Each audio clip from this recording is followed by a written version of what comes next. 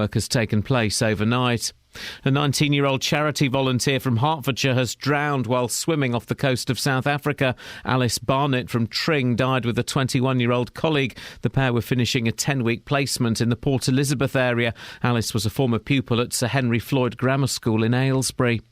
Almost a third of England's secondary schools are not good enough, according to the Chief Inspector of Schools. In his annual report, Sir Michael Wilshaw says primary schools, by contrast, do appear to be making progress.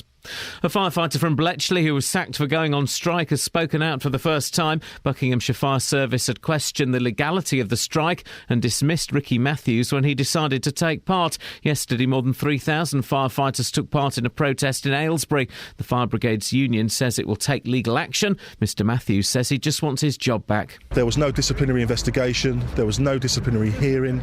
I never had an opportunity to state my case, and subsequently the authority have refused to hear my appeal. Severe gales are expected to sweep across northern and central areas of the United Kingdom today. Forecasters are predicting huge coastal waves and wind speeds up to 80 miles an hour. Network Rail says that around 10% of train services won't be operating over Christmas and the New Year, so that improvements can be carried out. 11,000 engineers will be working. Some of the busiest lines in this region will be affected. More from Richard Westcott. Most of the work will be carried out on Christmas Day and Boxing Day, but it will still hit people's travel plans, especially around London. It'll be harder to get into King's Cross until the 29th of December. Services into and out of Euston will also be slow until the 29th of December, and part of London Bridge will be shut until the New Year. The trains are less than half full over Christmas, which is why some of the most disruptive work is carried out during that period. In sport, Liverpool are out of the Champions League after a 1-1 draw at home to Basel. Arsenal, who had already qualified for the knockout stages, won 4-1 away to Galatasaray. The weather mainly dry with sunny spells, but a risk of showers this afternoon, staying windy. Maximum temperature 7 degrees Celsius. And you can get the latest news and sport online at bbc.co.uk/3counties.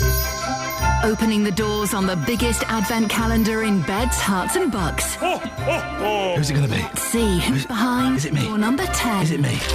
Better not be. Jeff Doyle from Three Who? Counties Sport. My What? favourite Christmas toy would have to be Subbuteo. Obvious one. Loved it. Everybody Jeff does had not one want to be down the involved in road this. Listen to apart him. from me, so I kept begging and begging to get. Favourite toy, Subbuteo, obviously. Yeah? What are you Eventually asking? got it. It's one of those toys that you just don't want to stand on because the little figures get broken. You don't want to stand on any toy, virtually every Jeff. day that you There are ever play children with it. So listening. I got one eventually and loved it. Building up to Christmas with BBC This is Three great. Counties This is Radio. great. Ladies and gentlemen, before the show has even Don't want to started, stand on Lego. toys. That was a great story. Did you see someone tweeted a picture of the Lego Firewalk? And so it's like a long tray full of Lego. Toys. Jeff there saying it's one of the toys you don't want to stand on, Subbuteo. Of course you don't. And I said, well, you don't want to stand on any toy. Catherine, you came straight back. Skateboard. Is it a toy?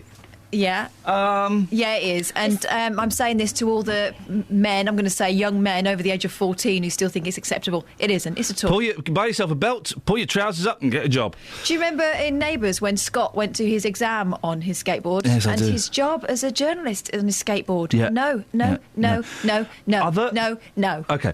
Other toys this morning, please, that you can stand. We're not doing old toys from the 70s or old cartoons, you idiots! Oh, the skates that you can wear with your shoes. Yes. Roller skates. No, the ones with the wing nuts that used to collapse. Yeah. Wing nuts? My wing nuts have never That collapsed. used to go... Yeah, but it's a roller skate. Pogo stick. No, hang on, but they're still roller skates. Do you know what I had? One of those... These are all modes of transport. I'm not buying these as toys. I'm not having roller skates, disco boots, whatever they're called these days, skateboards. Blocker boots. Blocker boots I'd have. Do you remember you used to be able to get this ball that had a rim round it like Saturn that you could stand on and grip? And you jump. I could do about 1,000 of them. That was a fitness thing. No, that wasn't impossible. What was I got mine impossible? from VT's. Space hopper. No, it wasn't called that. Impossible was a red rubber ball Impossible. that used to go round a curve. That was impossible. It was impossible. Literally, it was impossible. That was its name. Yeah. Toys you can stand on, please.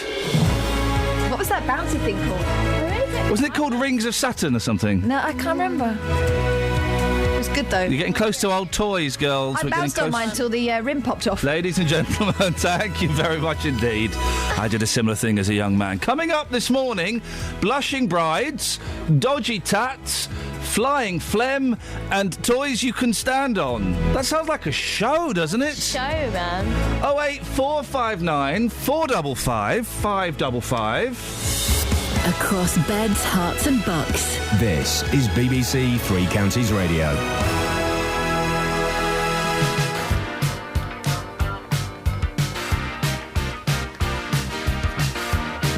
Yeah, I know the light's on. Well, turn it off, because I want to sing. OK.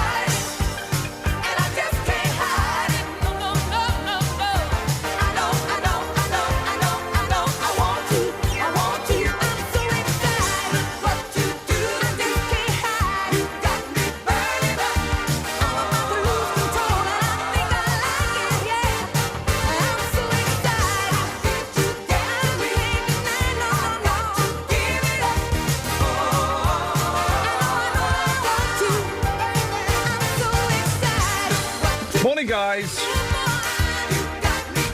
Iain Lee, BBC Three Counties Radio. Now, from today, couples in civil partnerships can officially become husbands or indeed wives. The first marriage conversions are set to take place this morning in registry offices up and down the country, and it should be a simple matter for couples who've already made a commitment to each other, because this time they won't need witnesses, posh outfits or a big boozy party, unless they'd like one. Well, later we'll be talking to two brides who'll be heading to Bletchley, but first here's Richard Lane from the campaign group Stonewall. Morning, Richard. Good morning. So, just to clarify, that we know that gay people have been able to marry since, is it March, I think, this year? Yeah, March 29 for the first ceremonies this year. This is converting the people who were previously civil partners into a marriage? Absolutely. So there are about 120,000 people in Britain who are in civil partnerships, and they've been waiting very patiently and some of them rather frustrated for a good few months now, so they can convert to marriages themselves. Why has it taken so long for conversion to be possible?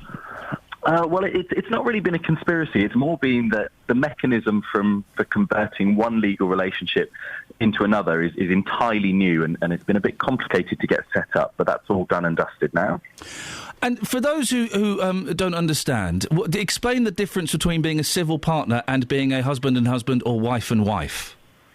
In terms of kind of the legal rights and responsibilities, there aren't huge differences. Civil partnerships were a huge step forward when they were introduced in 2005 and offered very similar legal rights.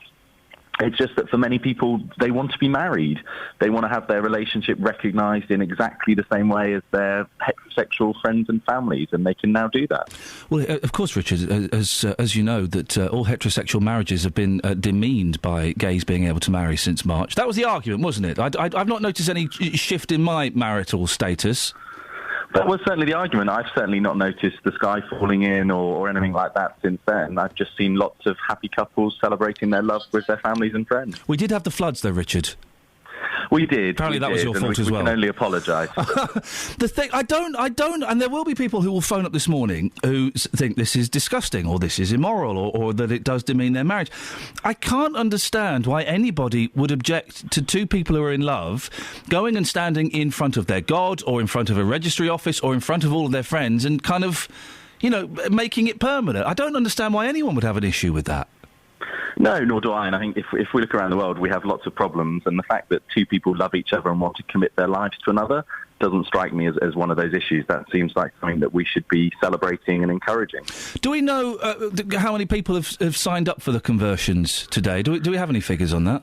Not yet. That will take a few months to come through, but certainly at Stonewall we've been hearing from people now for months on a daily basis of people who want to convert, so we expect it to be very popular. And it's a dead simple thing. You just go in and sign something, do you? You need to book an appointment with the local registry office, and you need to pop along with ID and your civil partnership certificate, and it's all relatively straightforward. And if you want to, you can have a celebration and a ceremony too.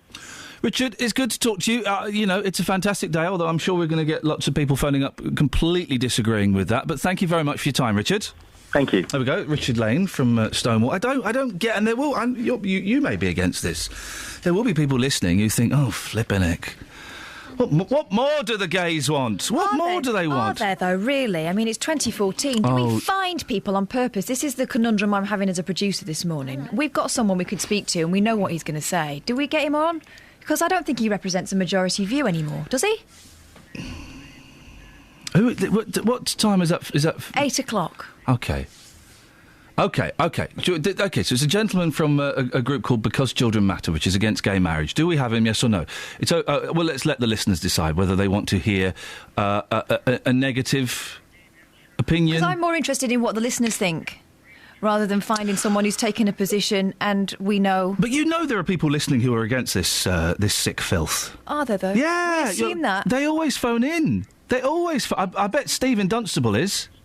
08459 455 555. I'd rather hear from them. Yeah, OK. 08459 455 555 is the telephone number if you want to give us a call. Are you for or against same-sex marriages? And if you're against it, why?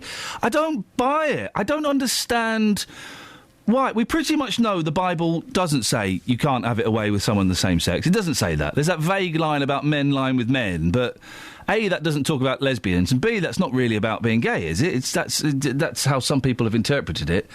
I don't buy the argument that it will demean heterosexual marriages, because my heterosexual marriage doesn't feel any different at all. Do you know what it feels like to me? It's cruel to say that a couple who are in love with each other can't make that commitment. Who on earth has the right to keep them apart? Exactly. Who on earth? It's only the Lord God Almighty above. Wow. 08459 455 555. Travel news for beds, cards and bugs. BBC Three Counties Radio. On the M25, there's still a lane closed in both directions between junction 26 for Waltham Abbey and 27 for the M11 after the accident yesterday. A thank you to Mark for calling to confirm that that lane is now still closed. Having a look at the speed sensors, it's moving fine through there at the moment and no problems having a look at the M1. And Roxton on the A1 Great North Road, having a look at the roadworks around the Black Cat roundabout. That's not causing any delays at the moment, but is likely to cause some problems later on. And in Aylesbury, Great Western Street is closed for roadworks between Walton Street and the A41 M41 Friarage Road, so expect it to be extra busy around there this morning. On the trains, Great Northern aren't stopping at Nebworth this morning because of problems with lighting at the station, and on London Midland services there's a replacement bus service running between Watford Junction and St Albans Abbey. That's for ongoing engineering works. Samantha Bruff, BBC Three Counties Radio. Thank you, Samantha.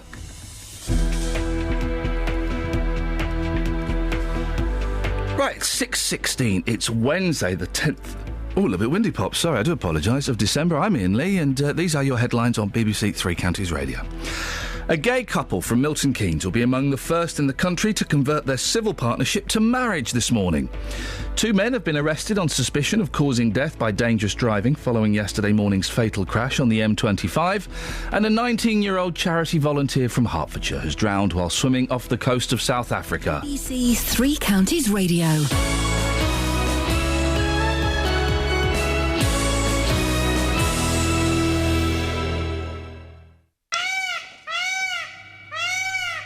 That, my friends, is the sound of a peacock. Giza? Hello, this is Caroline Barker. 2015 is set to be a momentous year of news and sport. From the general election to the Ashes, the Rugby World Cup to Wimbledon. You'll get it all in crystal clear quality with a digital radio. So why not treat someone you love to a digital radio this Christmas? They'll enjoy all the BBC stations, plus get 5 extra national BBC stations, including 5 live sports extra. Get set for the biggest breaking news and the best live sport in 2015 with a digital radio. If you love radio, give digital. To find out more, search online for BBC Digital Radio.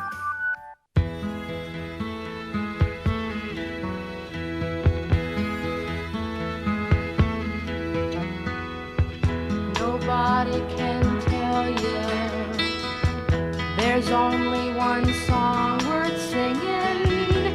They may try and sell you 'cause it hangs them up to see someone like you.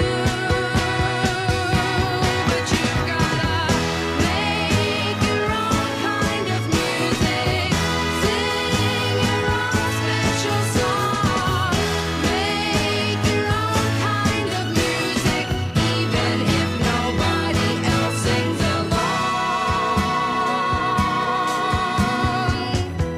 You're gonna be nowhere.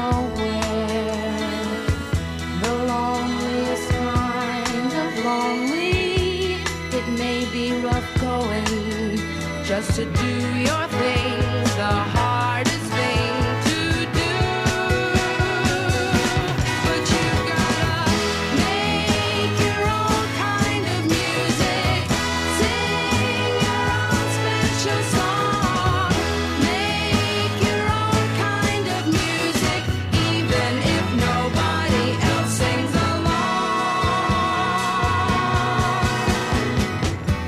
So if you take my hand,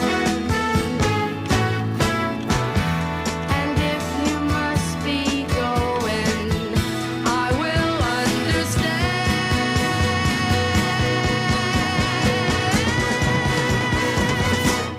You gotta make your own kind of music, sing your own special song, make your own kind of music, even if nobody else sings along. You gotta make your own kind of music, sing your own special song. Scott on Twitter has really jumped on board the story of toys that you can stand on. Twister? Yes. Yeah, no, that's a proper one. That's a good one. Lino? Well, that's a flooring. Yeah. But it can be a toy. You know, in the 70s, it was often a toy. Heelys? I'm not. That's fashion wear. Yeah. So he's not really quite got it right. Oh, and Dance Dance Revolution Hottest Party on the Wii. Yeah. That giant keyboard off of Big. Beautiful. Yes. There we go. You see, now we're getting. But now we're getting somewhere, boss. Hey, I'll tell you what, boss. Have you ever played Naked Twister? It's fun. Oh, I bet it's If that's an invitation, Justin, I'm going to pass. It's not an invitation, but try it this Christmas. What, with his family? Yeah, with my mum. No, not with your mum, but try it with your wife. You might just enjoy it. I doubt it. I think if there's someone that's going to it's something that's going to put you off someone. It's peering up there. Jaxie. Yeah. The thing is, Justin, give me 6 months. 6 months what, to try it? Give me 6 months and then I'll challenge you to Naked Twister, because as you know, I had my first session last night. Oh, yes. Yeah, with my personal trainer. I was very tired. Do you feel good, though? Oh, I can't move my arms. Well, that's a good thing. That means it's working. Yeah, who needs to move their arms? No, seriously, that means it's working. I did it, right, and did some weights and a bit of running and some planking and stuff like that. And I had to stop because I was going to... Sorry? I love how you use the word plank as if you knew what it was before I gave you the term. He had to act it out for me. I did a bit of planking. And... Oh, look, listen to the fit people laughing. And I'm going to be buffer than both of you put together. Do splits, mate. Okay. Don't try and outfit. I could probably do the splits one day. Anyway, I was going to pass out and throw up, and I said to the woman, who is a Hungarian lady, I said, I've got to stop, I'm going to be sick. And I was really playing it down, but actually I thought I'm going to die, and they're going to have to call an ambulance to get me, to come and rescue me. And she said, well, that was a great assessment. We'll start the training properly next week. That was the assessment! These Hungarians, though, coming over here, taking all our jobs, so... Sorry, what? The fitness instructors. She, I had to sit... I spent 25 minutes in my car after the session because I couldn't remember how to drive. I'm really proud of you. By the way, this Thursday, if you fancy it, we're playing football. We've got a 3 counties football team going to Milton Keynes. What? If you reckon you're hard enough, come and join us. Well, who's in it? Myself, Tim Wheeler, Jeff Doyle... I'm all right, thanks. Shaggy, quite a few people. Shaggy's playing. Flippin' heck. Flippin' heck. Now, listen, Justin, I won't take you up on that because I don't want to embarrass you. Now, spitting. We've talked about spitting before. You don't like it, do you? Hate it. Yep. Absolutely hate it. No reason to spit on the streets at all. Well, there is every reason to spit on the street. I was certainly doing some spitting last night, and spitting on the streets of that there London could soon be punishable by an £80 fine under a proposed crackdown on flying phlegm. The fixed penalty would be cut to £50 under the plans if paid within 14 days. The plans would be likely to allow spitting with reasonable excuse or into a handkerchief, tissue, bin or other receptacle. I don't know, a box or a bag.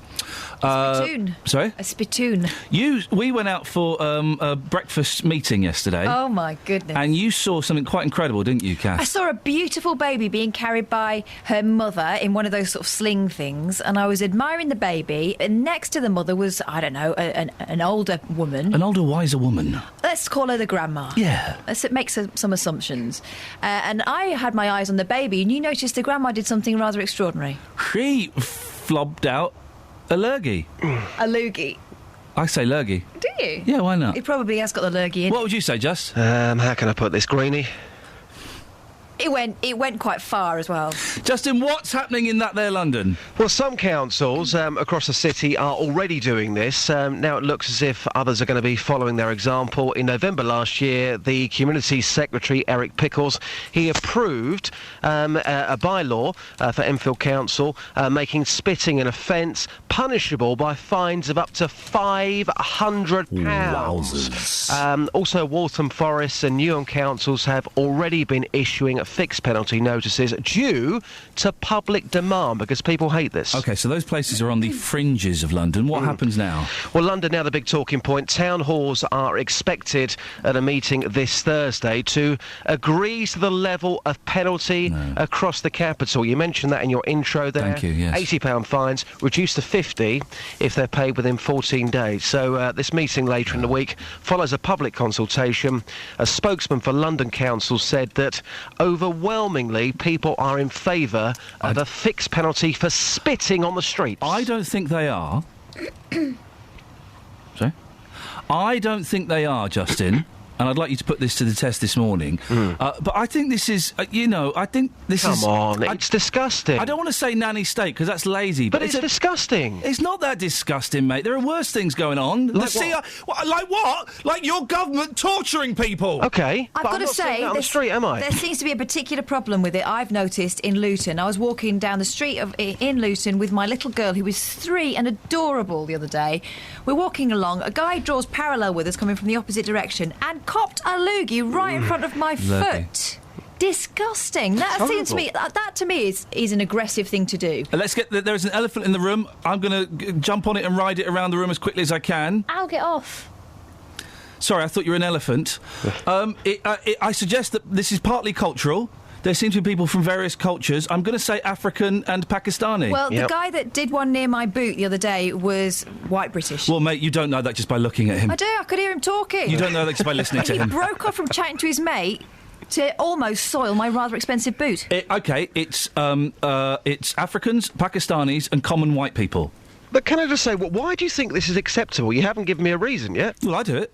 But why? Well, why do you think it's acceptable to walk down the street and spit? Because it's a dirty pavement. I don't understand what the problem is. Wow. Sometimes I have to for medical reasons. What's the medical reason? Spit overspill. Yeah, I just not feeling very well, so... You spit on the street, so you can't spit into a hanky? Oh, I'm not going to spit into a hanky. Not? Those people are perverts. What, then you put it in your pocket? What's in your pocket? It's a spit-filled hanky. Why don't you spit on a piece of tissue and then put it in the bin? Because I'm not my mum. Why can't you be a gentleman? Why can't... What gentleman spits into a tissue? Do you know what I think your problem is? You. 1980s footballers. No. Yeah, you grew up thinking it was acceptable and Well, manly. then, in that case, why does Justin not do it? I'm a gentleman. If that fact were true, then Justin would be holding the one nostril and... Because he's younger than you, that's why. 08459 455. I didn't used to watch football in the 80s. Look, I'll take it to the streets, but I'm surprised at you this morning. That's all I'm going to say. You've kind of let me down. I think you've let the listeners down. And I think, more importantly, I think you've let yourself down. Thank you, Justin. Cheers. Bye. It's gone. Good. I don't see a problem with it at all. And I've said this before, and people go, "Oh, it's disgusting. Oh, you're disgusting." So why were you appalled by that woman doing it? Because she was a woman, and that's unladylike. Because that just came from nowhere. That came from It always comes from nowhere. From, like, the the only nose, person who knows they're going to spit is the spitter. But it was not. It was all right. Unless they do that thing. Hope you're enjoying your breakfast.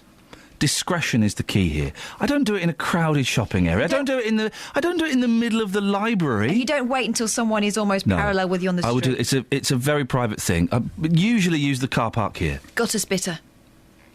Kels? I was just admiring what's in your hand. It's the finger. It's the spare finger that the boys were very upset that I couldn't show it to them last night, so this is being commandeered and I'm recruiting it. My finger. 08459 455 555 is the telephone number. So far, we've got spitting and we've got gays getting married. Anything else we can get people angry about? Travel news for beds, cards and bugs. BBC Three Counties Radio. On the M25, there's still a lane closed in both directions between junction 26 for Waltham Abbey and 27 for the M11. That's for repairs after the accident yesterday. Having a look at the CCTV and things are moving well through there at the moment, but that could cause some delays later on. Checking the motorways elsewhere, it's moving well on the A1M between the M25 and Stevenage as well. On the roads in High Wycombe, there are some roadworks in place on Marlow Hill at the junction for Marlow Road. That could get busy later on. And on the trains, Great Northern have a replacement bus service running between Stevenage and Nebworth. That's because there are some problems with the lighting at Nebworth Station. Samantha Breath, BBC Three Counties Radio. Across beds, hearts and bugs. This is BBC Three Counties Radio.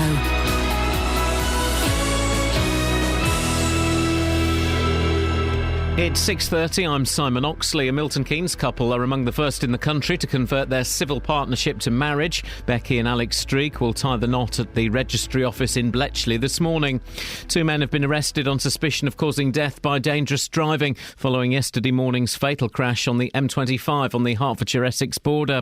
A 19-year-old charity volunteer from Hertfordshire has drowned while swimming off the coast of South Africa. Alice Barnett from Tring died with a 21-year-old colleague.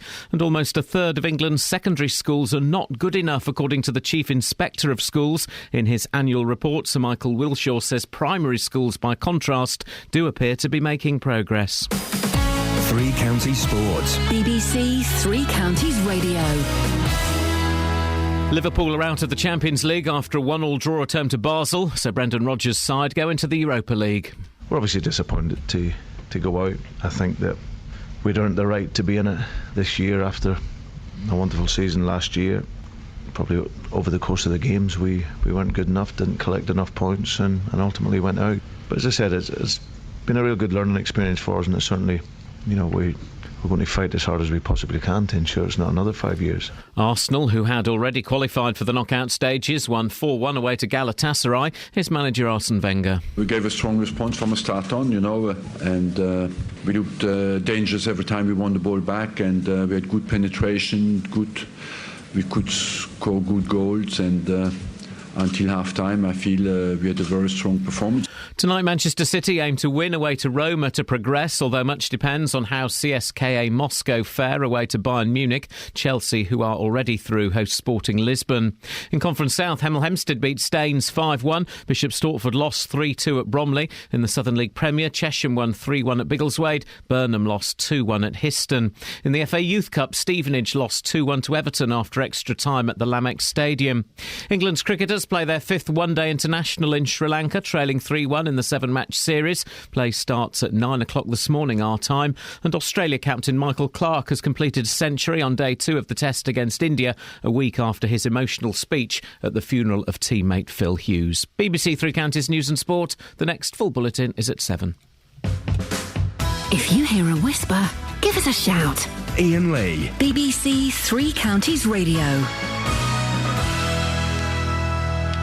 Well, who'd have... shocking news, guys. Absolutely shocking news. It turns out the CIA, and probably us, tortured people. I mean, this just comes as... I'm speechless. I would never have thought that devastating report, Daily Mail, devastating report reveals horrific extent of CIA torture and covers up Britain's role, shaming of the... I mean, I am so surprised that the Central Intelligence Agency and British forces use torture. I'm so surprised. You knew about rendition, that they were taking people out of boundaries so that they could do things that they weren't allowed to do within them. I wasn't really surprised. I was being sarcastic. I know. I was just highlighting that.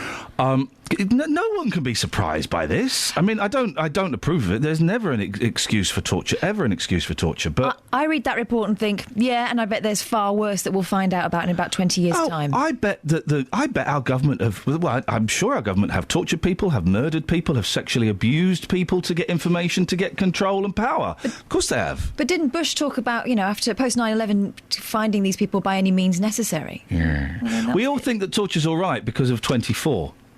And Homeland. Yeah. Although no, maybe not. Homeland's a bit more. I've never seen it. This is what happens when you. This is what happens when you brutalise people. Torture in 24 is Jack Bauer needs to know where the bomb is. The fellow won't tell him. He puts a gun up against his knee. The fellow won't tell him. He shoots him in the knee. It's in the desert. But it doesn't work. Torture doesn't work. It doesn't work because if you, Catherine, didn't have a secret that I thought you had, if I thought you knew where the coffee was, but you actually didn't know where the coffee was, but I thought you were lying to me, and then I tortured you. I made you kiss a gun. I put electricals on your nipples. I tickled you mercilessly. I gave you a horse bite. All of those things, you still wouldn't be able to tell me because you don't know where the coffee is. But I'd probably make something up to make it stop. So I go then... Or be driven so crackers that I would say anything. Yeah, so I then send off my minions, Kelly Betts, to go and find the coffee where you've told me. She comes back, she says, there's no cough there, mate. Right, well, now the torture gets serious. You're going to kiss two guns. I'm going to put electricals not just on your nipples, but on other extremities. I think we know what I'm pointing at. And it's going to get... torture doesn't... It can't work. It can't work.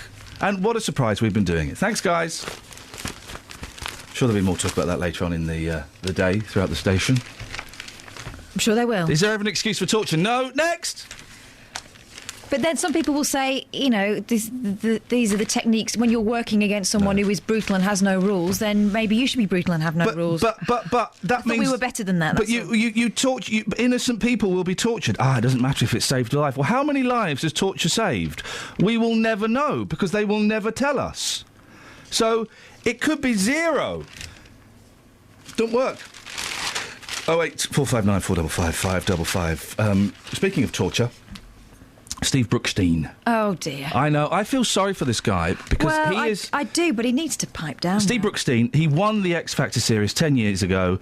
It should have meant fame and fortune. Instead, he fell out with Simon Cowell and his name has been reduced to a piece of pop trivia. And I do feel sorry for Steve Brookstein because if I read his Twitter feed recently...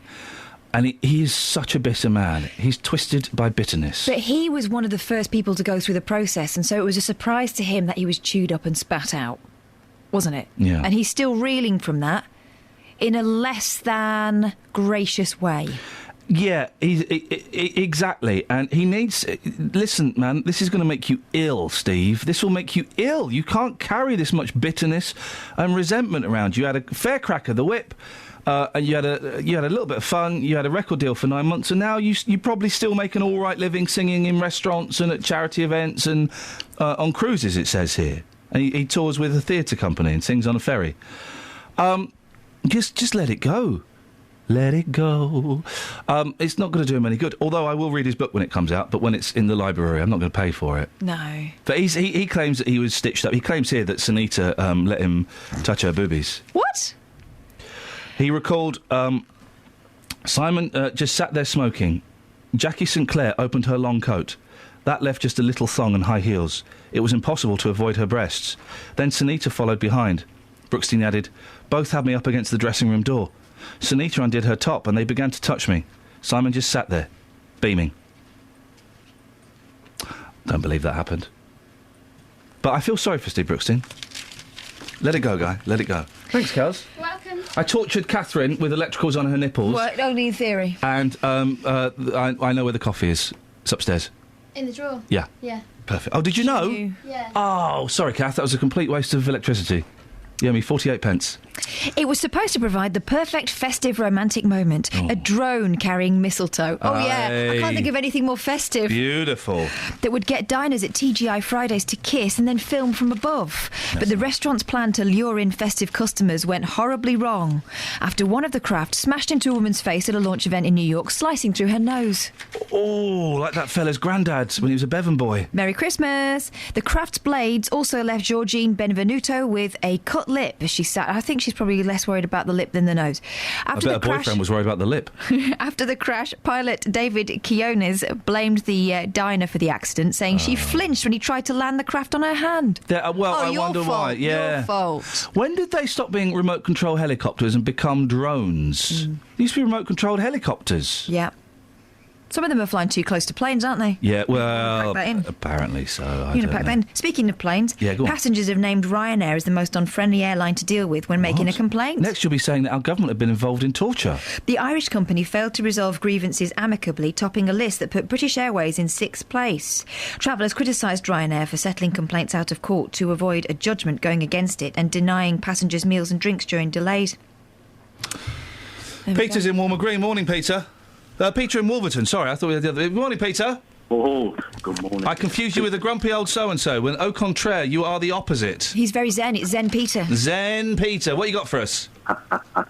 Well, three things. Oh. Homosexuals getting married. Yes, that's a good thing. It has to be a good thing, doesn't it? I can't understand why anyone would consider it to be a bad thing. Well, it's great, isn't it? Catherine's made the executive decision to drop the anti-gay marriage guest. Oh, I wonder whether we're stirring up a feeling that isn't there.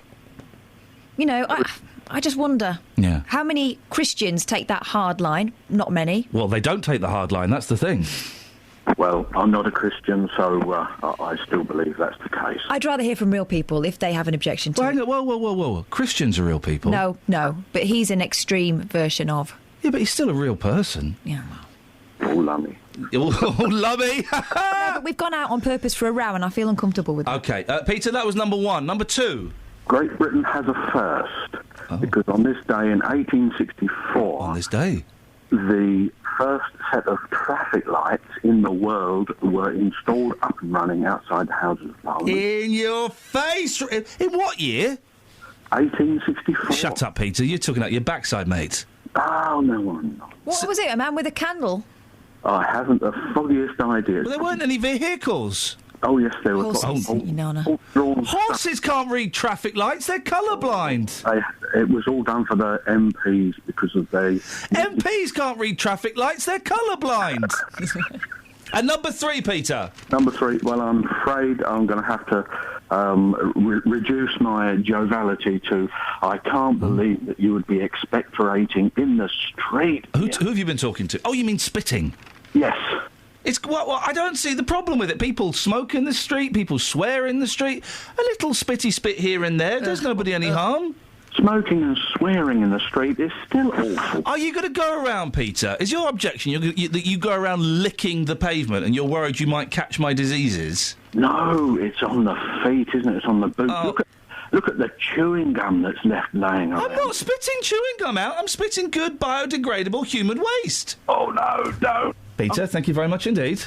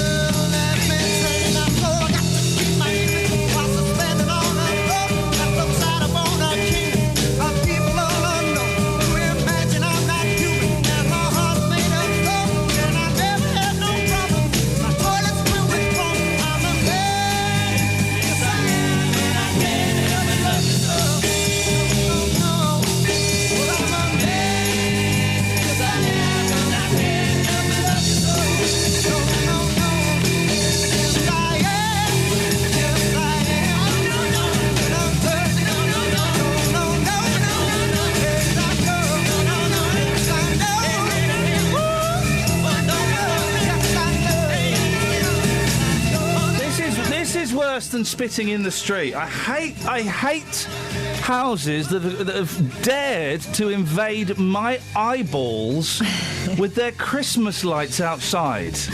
Disney comes to Dagenham, and I hope Disney are looking at page 13 of The Sun, and I hope Disney sue the asses off of these chances. Why? It's probably for charity.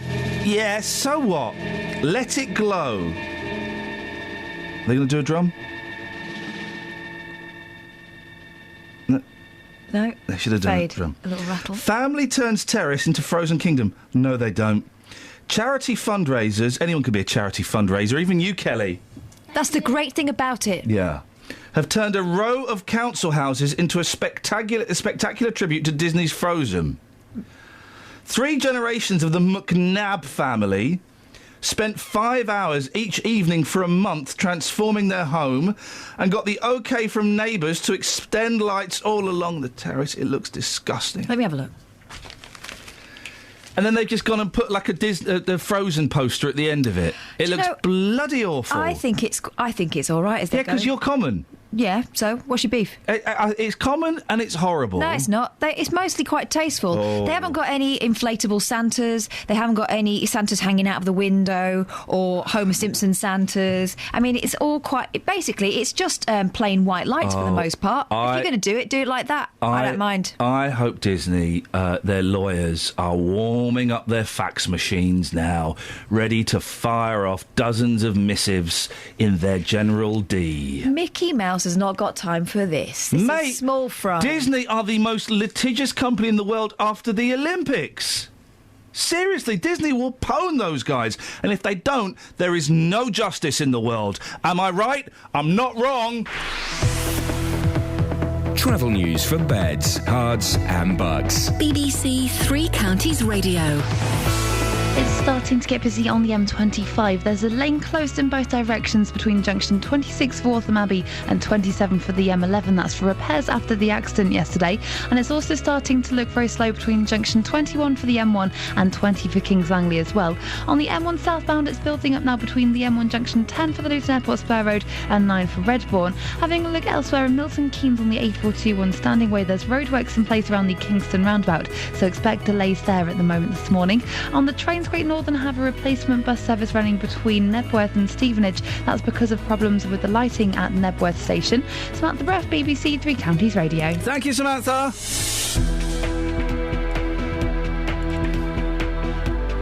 6:46. It's Wednesday, the 10th of December. I'm Iain Lee. These are your headlines on BBC Three Counties Radio. We haven't opened our secret advent calendar with the chocolate in that no one else knows about. Shall I go and get it? Yep, don't tell me about that.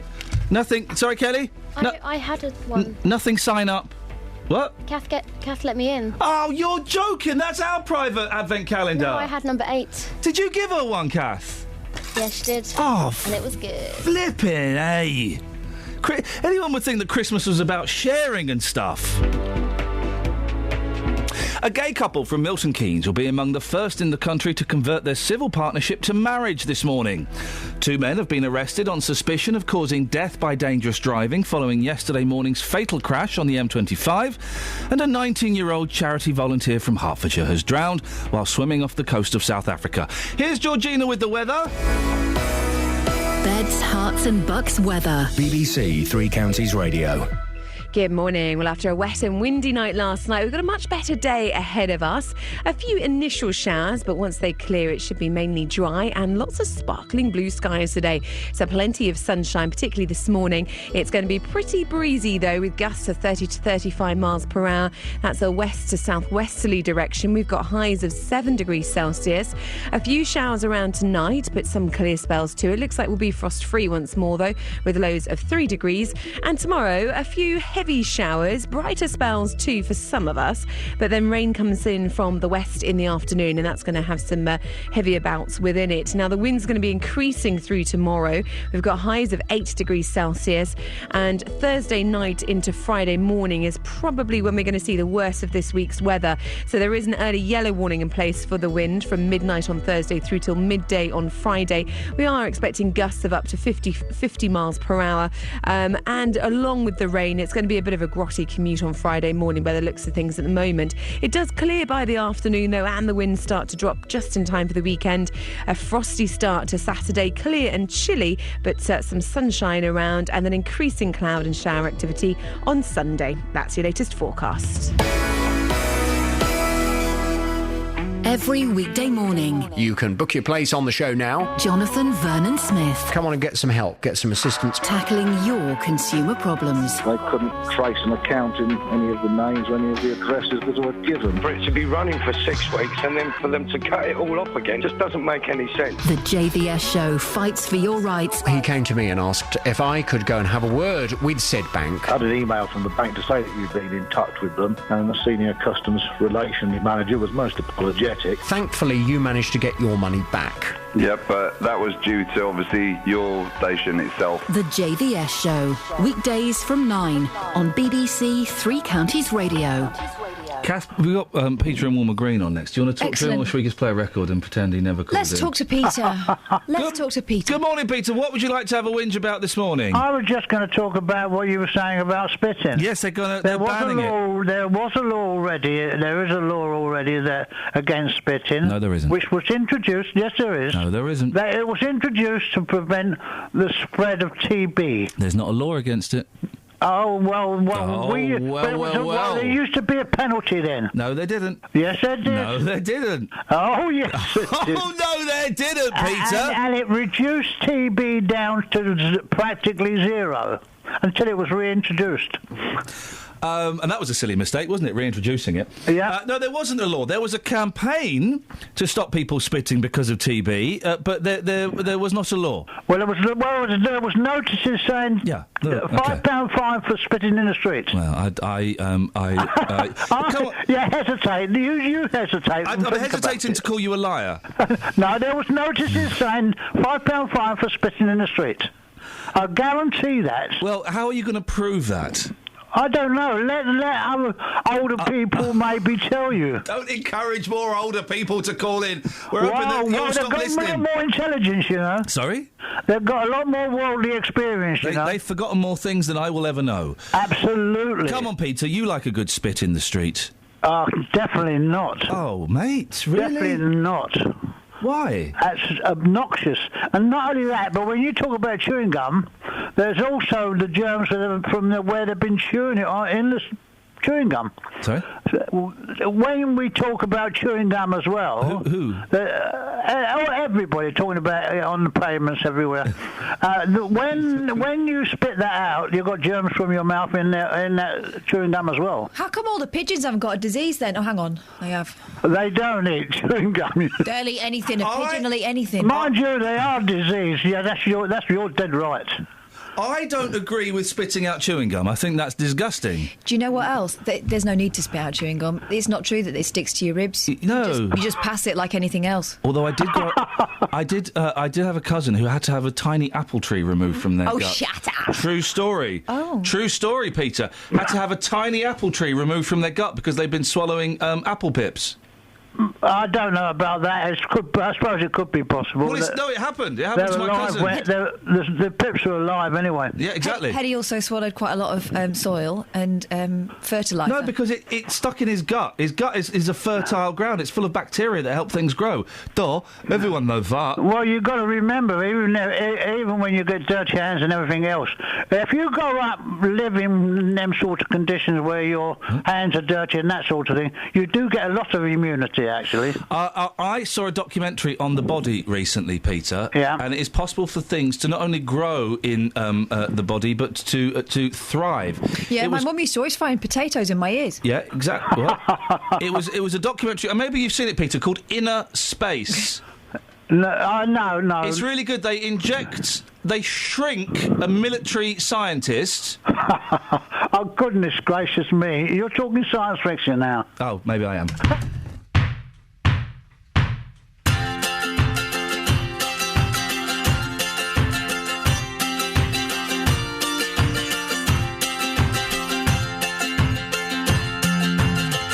Everybody gonna dance tonight. Everybody gonna feel alright. Everybody gonna dance around tonight. Everybody gonna dance around. Everybody gonna hit the ground. Everybody gonna dance around tonight. Well, you can come on to my place if you want to. You can do anything you want to do. Everybody gonna dance tonight. Everybody gonna feel alright. Everybody gonna dance around tonight.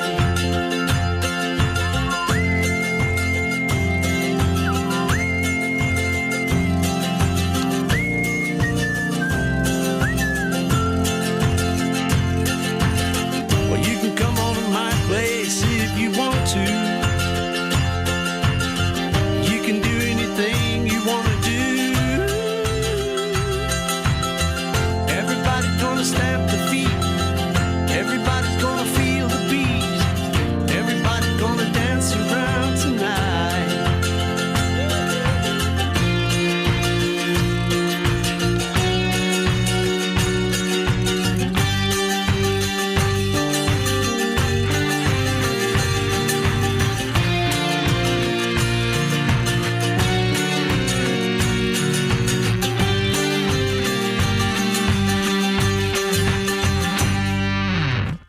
Everybody's gonna dance tonight.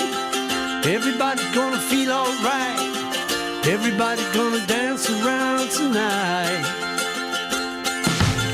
Yeah, everybody's gonna jump and shout. Everybody's gonna sing it out. Everybody's gonna dance around tonight. Or you can come on to my place if you want to. You can do anything you want to do. Everybody's gonna dance tonight. Everybody's gonna feel alright. Everybody's gonna dance around tonight. Everybody's gonna dance around tonight. Oh, good joke. What?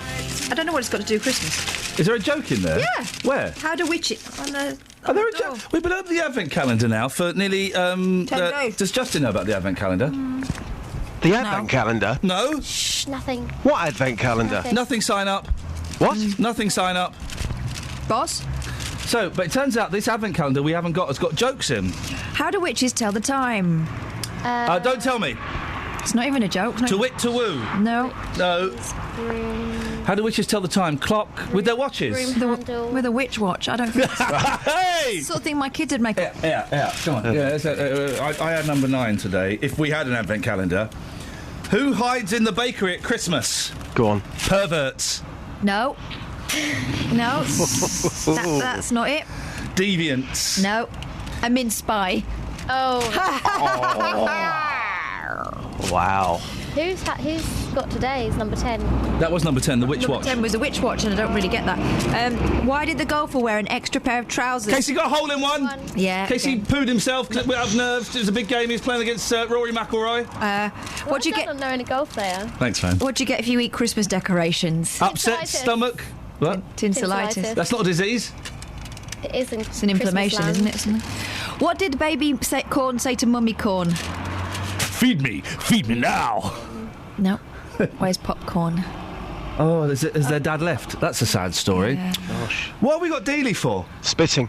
Oh yeah, but you've not done it yet? Listen, I'm on the streets and people are disgusted. Oh, come on. No, seriously, They're what? They're disgusted. They are disgusted when they see people spitting, and they are disgusted with your views this morning. What are you talking about, man? You think this is perfectly acceptable? I think it's all right. You really have let yourself down. Dude, listen, the front page of the papers is about the fact that your government goes and tortures people. I don't see that on the streets.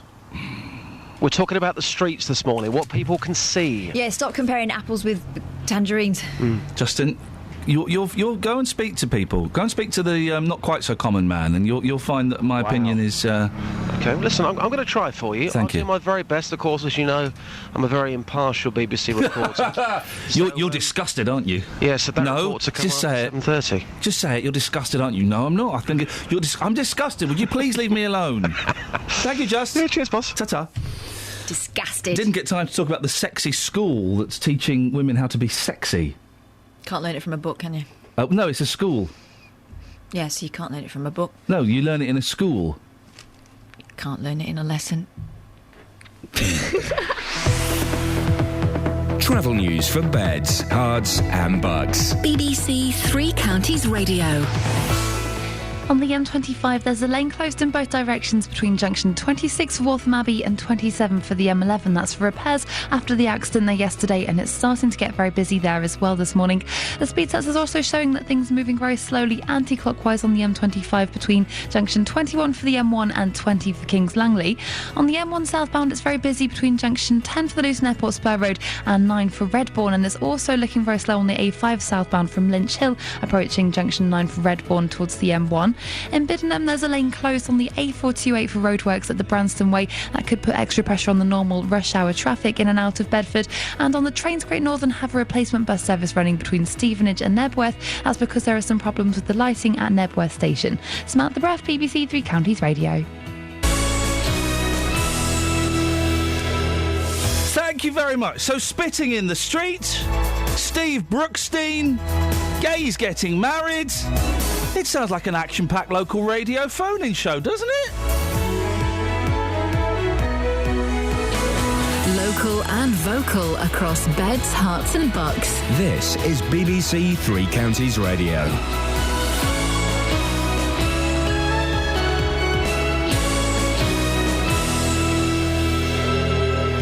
It's 7 o'clock. I'm Simon Oxley. The headlines: gay couple from Milton Keynes among the first to tie the knot. 2 arrested after M25 crash, and Hertfordshire teenager drowns in South Africa. BBC Three Counties Radio. A Milton Keynes couple are among the first in the country to convert their civil partnership to marriage. Becky and Alex Streak will tie the knot at the registry office in Bletchley this morning. More from Tony Fisher. Since March, same-sex couples have been able to get married in England and Wales, but those in civil partnerships have had to wait till today to marry their partner. Couples who formed a civil partnership before March can convert to marriage for free for the first year only. 2 men have been arrested on suspicion of causing death by dangerous driving following yesterday morning's fatal crash on the M25 on the Hertfordshire-Essex border. A man believed to have been a 39-year-old from Leicester was pronounced dead at the scene. The arrested men, aged 33 and 25, are both in hospital and will be interviewed later. The motorway was closed for over 12 hours and the outside lane remains closed in both directions this morning. Resurfacing work has taken place overnight. A 19-year-old charity volunteer from Hertfordshire has drowned while swimming off the coast of South Africa. Alice Barnett from Tring died with a 21-year-old colleague. The pair were finishing a 10-week placement in the Port Elizabeth area. Alice was a former pupil at Sir Henry Floyd Grammar School in Aylesbury. Almost a third of England's secondary schools are not good enough, according to the Chief Inspector of Schools. In his annual report, Sir Michael Wilshaw says primary schools, by contrast, do appear to be making progress. A firefighter from Bletchley who was sacked for going on strike has spoken out for the first time. Buckinghamshire Fire Service had questioned the legality of the strike and dismissed Ricky Matthews when he decided to take part. Yesterday, more than 3,000 firefighters took part in a protest in Aylesbury. The Fire Brigade's union says it will take legal action. Mr Matthews says he just wants his job back. There was no disciplinary investigation. There was no disciplinary hearing. I never had an opportunity to state my case, and subsequently the authority have refused to hear my appeal. Severe gales are expected to sweep across northern and central areas of the United Kingdom today. Forecasters are predicting huge coastal waves and wind speeds of up to 80 miles an hour. Network Rail says that around 10% of train services won't be operating over Christmas and the New Year, so that improvements can be carried out. 11,000 engineers will be working. Some of the busiest lines in this region will be affected. More from Richard Westcott. Most of the work will be carried out on Christmas Day and Boxing Day, but it will still hit people's travel plans, especially around London. It'll be harder to get into King's Cross until the 29th of December. Services into and out of Euston will also be slow until the 29th of December, and part of London Bridge will be shut until the new year.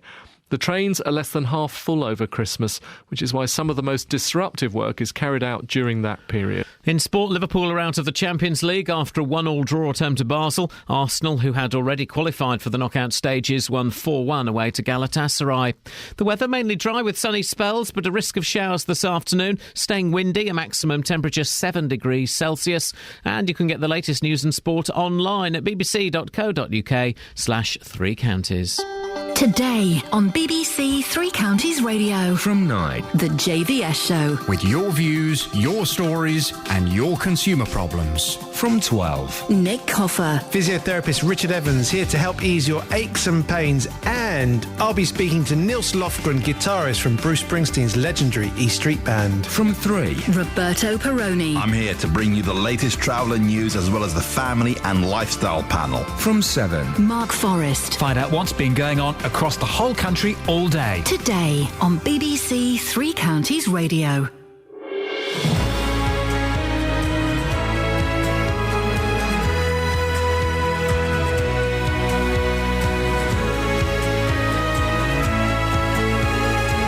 Morning, Iain Lee, BBC Three Counties Radio. Lots to talk about this morning. Gays getting married. There can't be anybody who objects to the fact that gays have been able to get married since March, and if they are in a civil partnership, well, from today they can get that converted into a marriage. I say there can't be anybody against it. I know from doing this job for the last 2 years here and at various other places for years before that there are loads of people against it. Can someone give me one solid argument as to why gay people can't be married that doesn't involve a misinterpretation of the Bible or the fact that it will demean my heterosexual marriage? Can someone give me one example, one reason?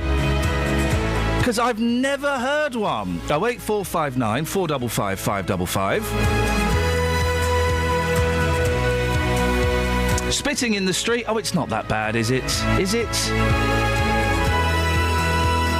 And other bits and pieces. 08459 455 555.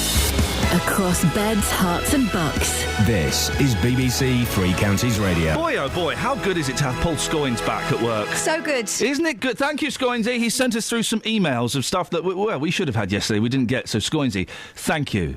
Why did he need a month off?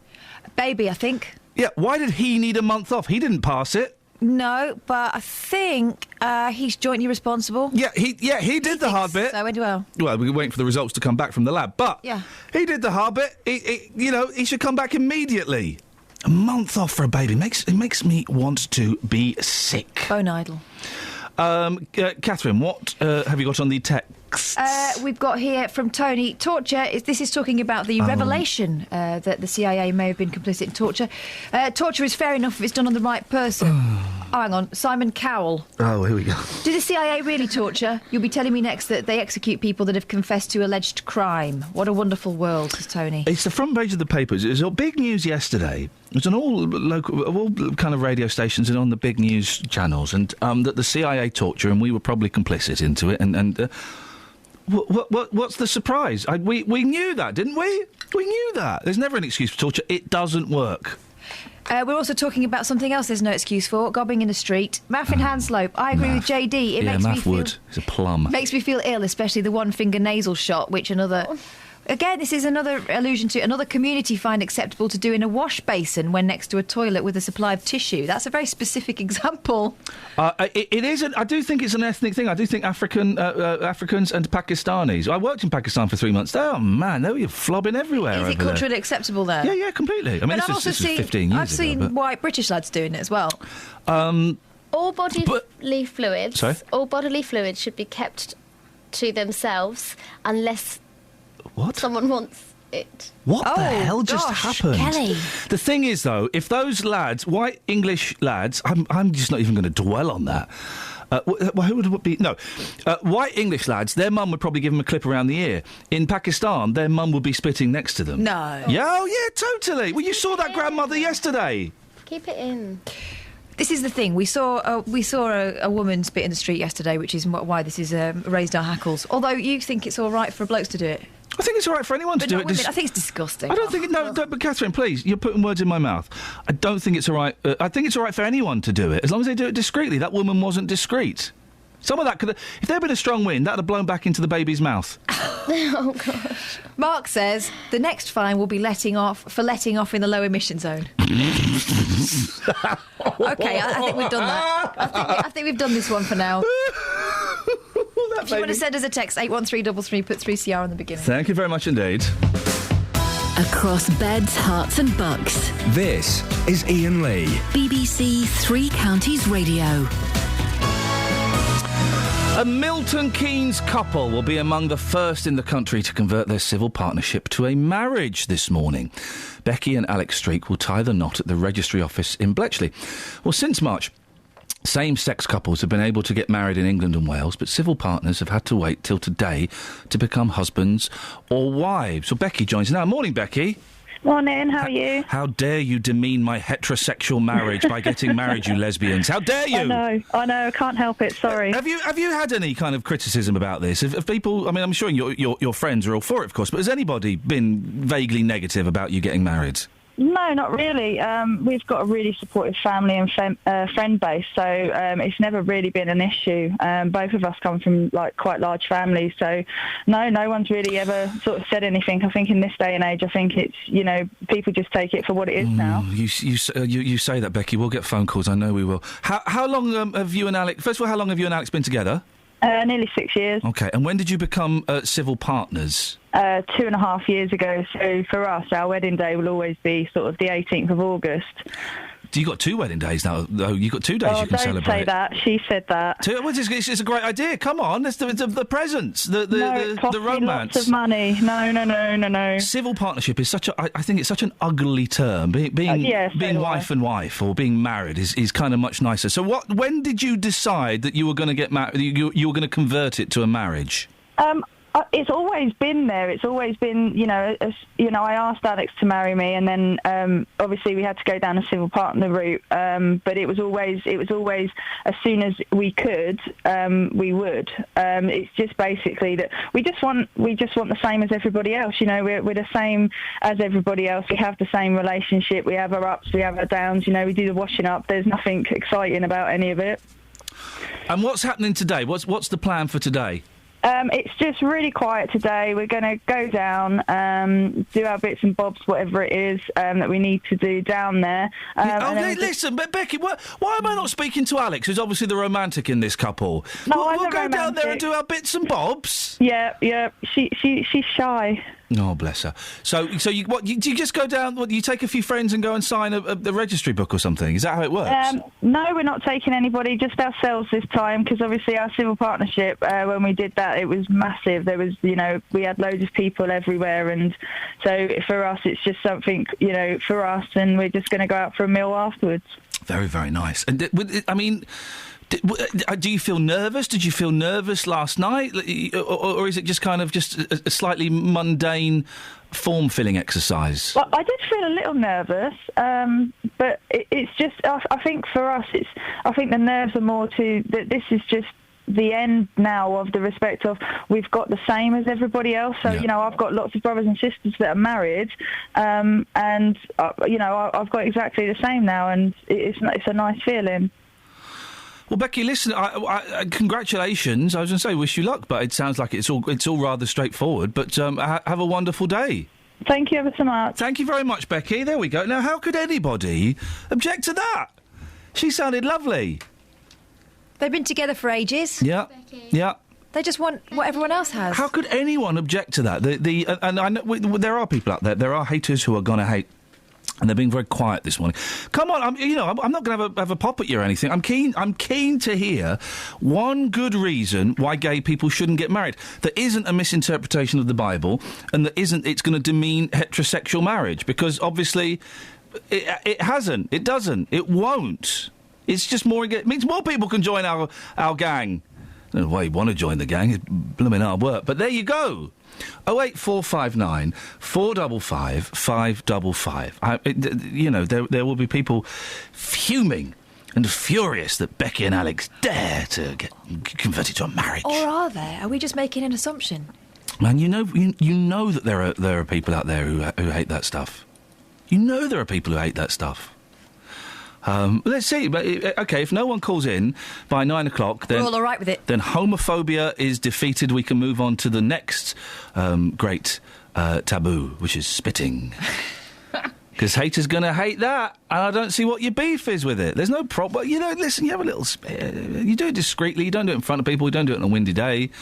If you've been for a run... Sorry? If you've been for a run, what are you going to do? Tell me. Going to spit. That's what you're going to do. And probably do a wee-wee on the side of the pavement. All right, Paula Radcliffe. You draw the line there, do you? Paula Radcliffe. No, there is no line. I do a wee. It's the same thing. Well, it's not the same thing. It is the same There's thing. more wee-wee, and as you know, my wee-wee habits... Oh. Hey, I started watching a good film last night. Well, I watched a rubbish film last night. Happy Feet 2. Give me a rundown. Give me a rundown. Why would that be out? Because I've got children. Oh, okay. So basically, I only saw the last 45 minutes. Give me the 3-line review. OK. Penguins on a mountain, penguins in a canyon. Penguins on a mountain dance to save the penguins in a canyon to the music of Queen. Two thumbs down. That actually sounds good. It sounds good. It's flipping awful. It's rubbish. I mean, Happy Feet 1 was a clue. That was flipping And awful. I even said, and I never criticise my boys when they're watching films. I said, what on earth is this utter rubbish you are watching, boys? They liked it. I gave them a wallop and sent them to bed with no food. That'll learn them to have taste. But then I started watching The Sightseers. Have you seen that? No. Oh, it's good. It's, what's his name? Steve Oram and Alice Lowe. And they play like a really weird couple that go on a caravanning holiday and he goes around killing people. It's brilliant! Why do caravans always lead to murder in films? Oh, it's such a good film. I'm only halfway through it. I'll have the rest of that. I had to stop it to go to see my personal fitness instructor. And when I got back, I felt nauseous, so I had to go and lie down for a bit. And you couldn't lift your arm that And you sat in controlled the car for remote. like half an hour. Exactly. I had to sit in my car for half an hour trying to remember how to drive. To drive. 08459 455 555. Travel news for beds, cards and bugs. BBC Three Counties Radio. There are queues on the M25 anti-clockwise between junction 18 for Chorleywood and 16 for the M40. And also there's a lane closed in both directions between junction 26 for Waltham Abbey and 27 for the M11 for repairs after the accident yesterday where a lorry crashed through the barrier. On the speed sensors, they're also showing things are looking very slow anti-clockwise between junction 21 for the M1 and 20 for Kings Langley as well. On the M1 southbound, it's very busy between junction 10 for the Luton Airport Spur Road and 9 for Redbourne, and it's also very slow approaching the M1 from Lynch Hill on the A5 through Mark Yates as well. On the trains, Great Northern have a replacement bus service running between Stevenage and Nebworth. That's because there are some problems with the Lysing and Nebworth station. And on the Bakerloo line, if you're heading through there to London today, it's a severe delay between Baker Street and Elephant and Castle, and that's because of a signal failure. Samantha Breath, BBC Three Counties Radio.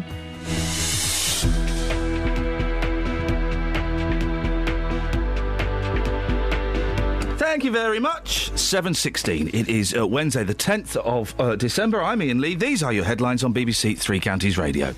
A gay couple from Milton Keynes will be among the first in the country to convert their civil partnership to marriage this morning. 2 men have been arrested on suspicion of causing death by dangerous driving following yesterday morning's fatal crash on the M25. And a 19-year-old charity volunteer from Hertfordshire has drowned while swimming off the coast of South Africa. The Three Counties Radio.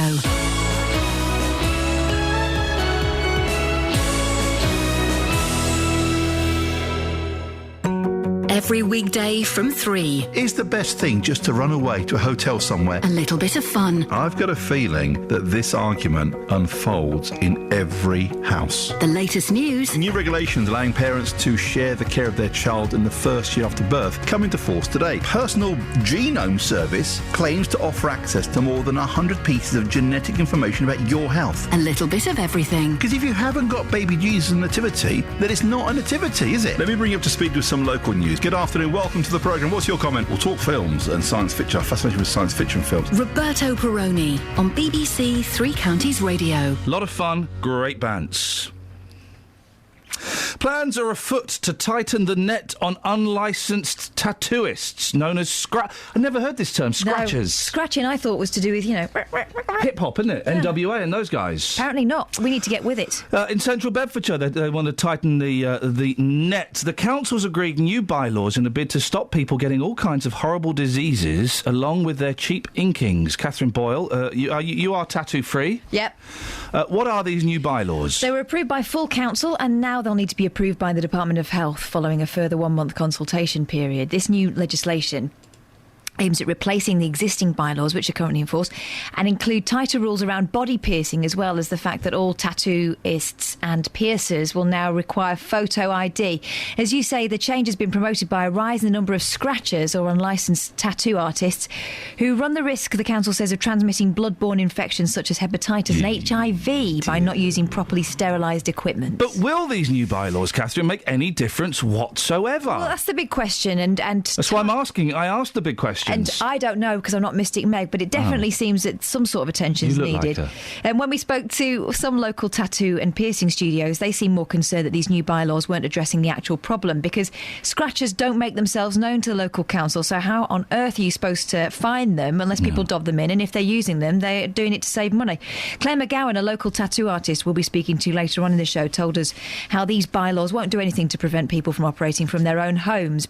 They're already breaking the law, so why wouldn't they break this one? The Chartered Institute of Environmental Health says that while there are a variety of legal measures requiring registration of premises and model bylaws specifying general standards, there are no requirements for qualifications and training of practitioners carrying out the tattooing and body piercing procedures. A national guideline is there, but it's just that, it's a guideline. Central Beds Council want to make more young people aware of the health risks of tattoos, because the kids are listening to the council, aren't they?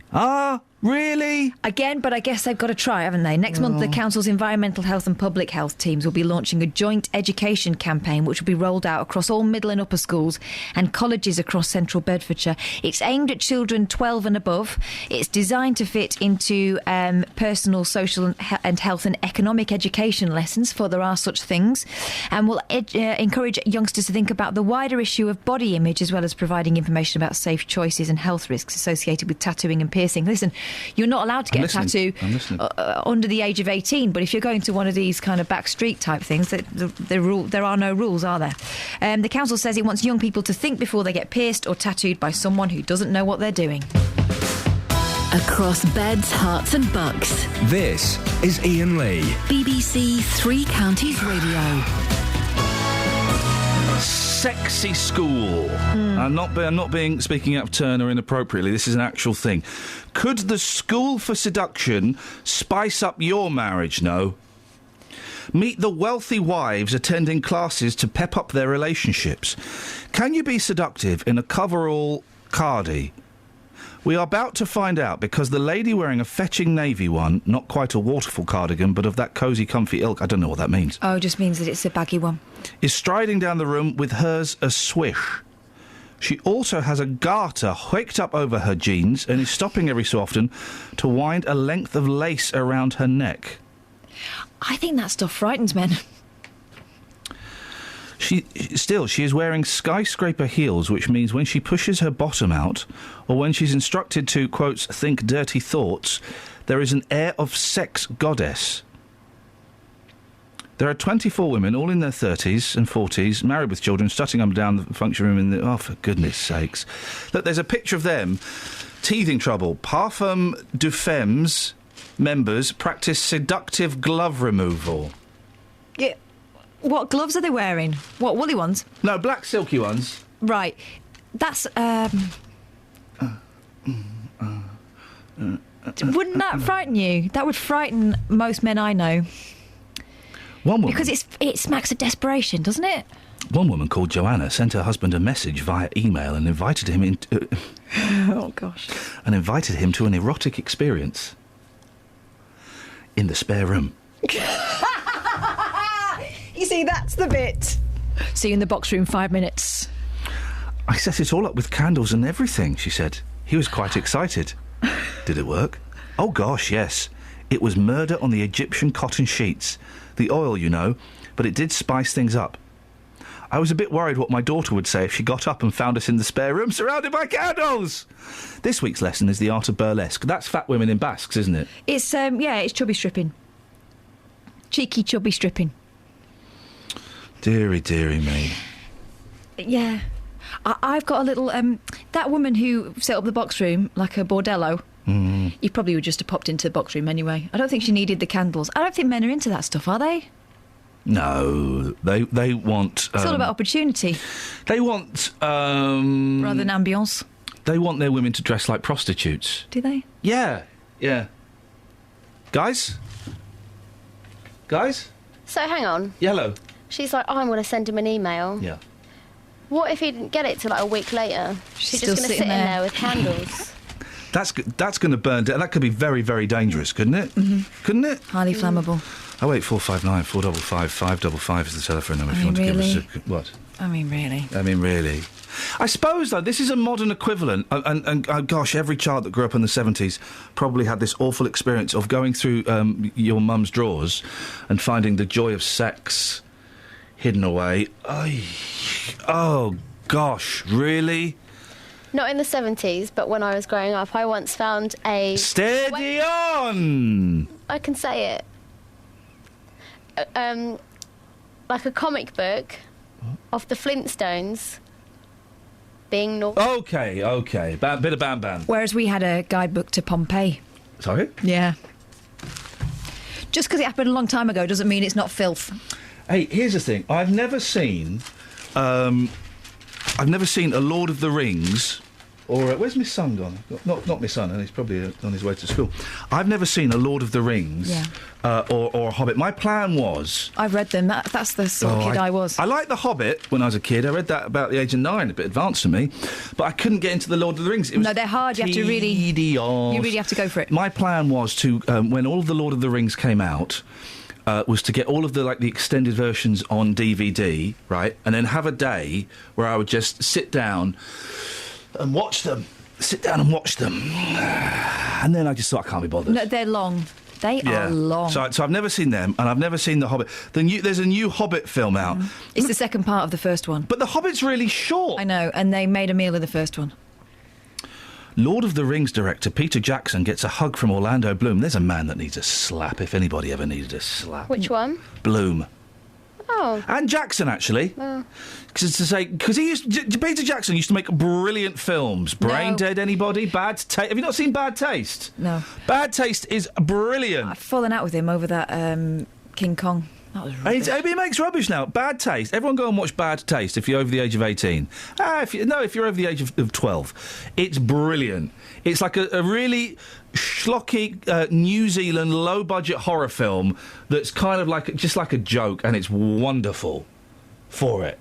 There's a bit where they're shooting aliens, and the alien, he has to kind of stab his gun into the alien, but there are more aliens coming, so he has to kind of get the gun to come out the other side of the alien, and then he shoots people. Right. Brilliant. That could happen. It's not a documentary, mate. It's fantasy. Okay, Inner Space. Medical documentary. Oh, you laughing at me because I read Martin Short's autobiography. It had me in tears last night. He was talking to his dead wife. Spoiler alert. He was talking to his dead wife, for goodness sakes. It was very, very sad. Very emotional. Well, what are you reading at the moment, then? Well, My Danny Baker? Yeah. You're not enjoying it? I've not started it yet. I'm tired. Every time I sit down with a book, I fall asleep. But then what?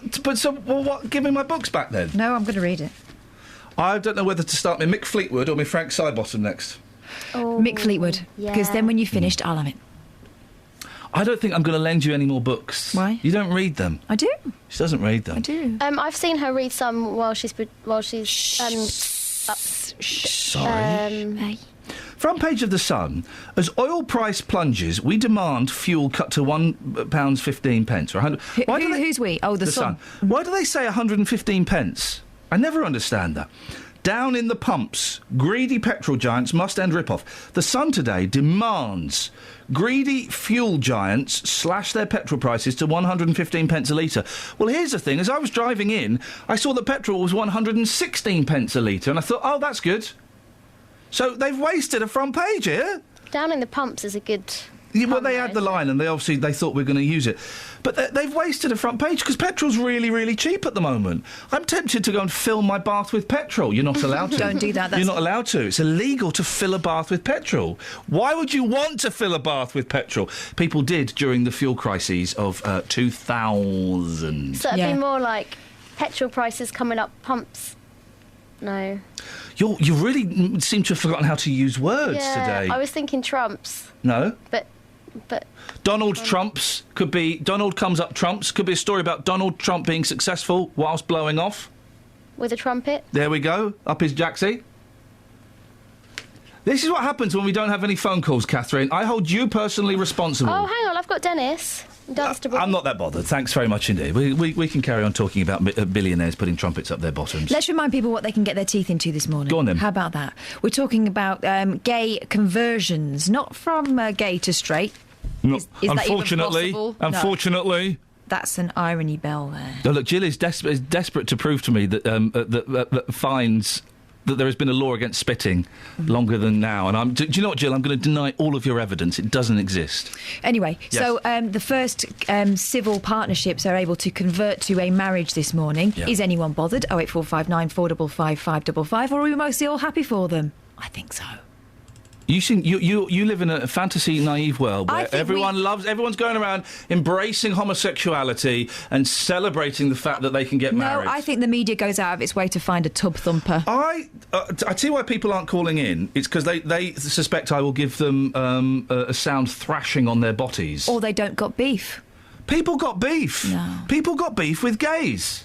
08459 455 555. I think it's made up. Not made up. Travel news for beds, cards and bugs. BBC Three Counties Radio.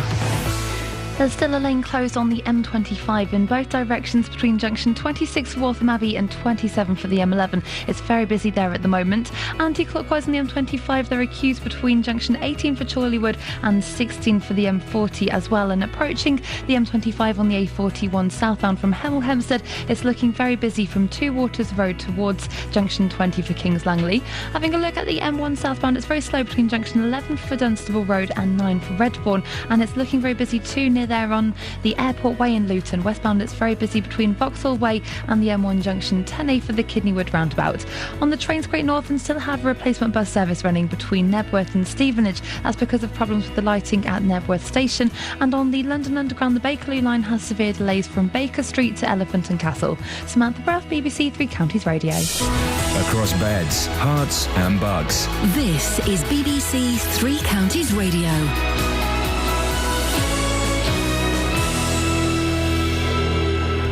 It's 7:30. I'm Simon Oxley. A Milton Keynes couple are among the first in the country to convert their civil partnership to marriage. Becky and Alex Streak will tie the knot at the registry office in Bletchley this morning.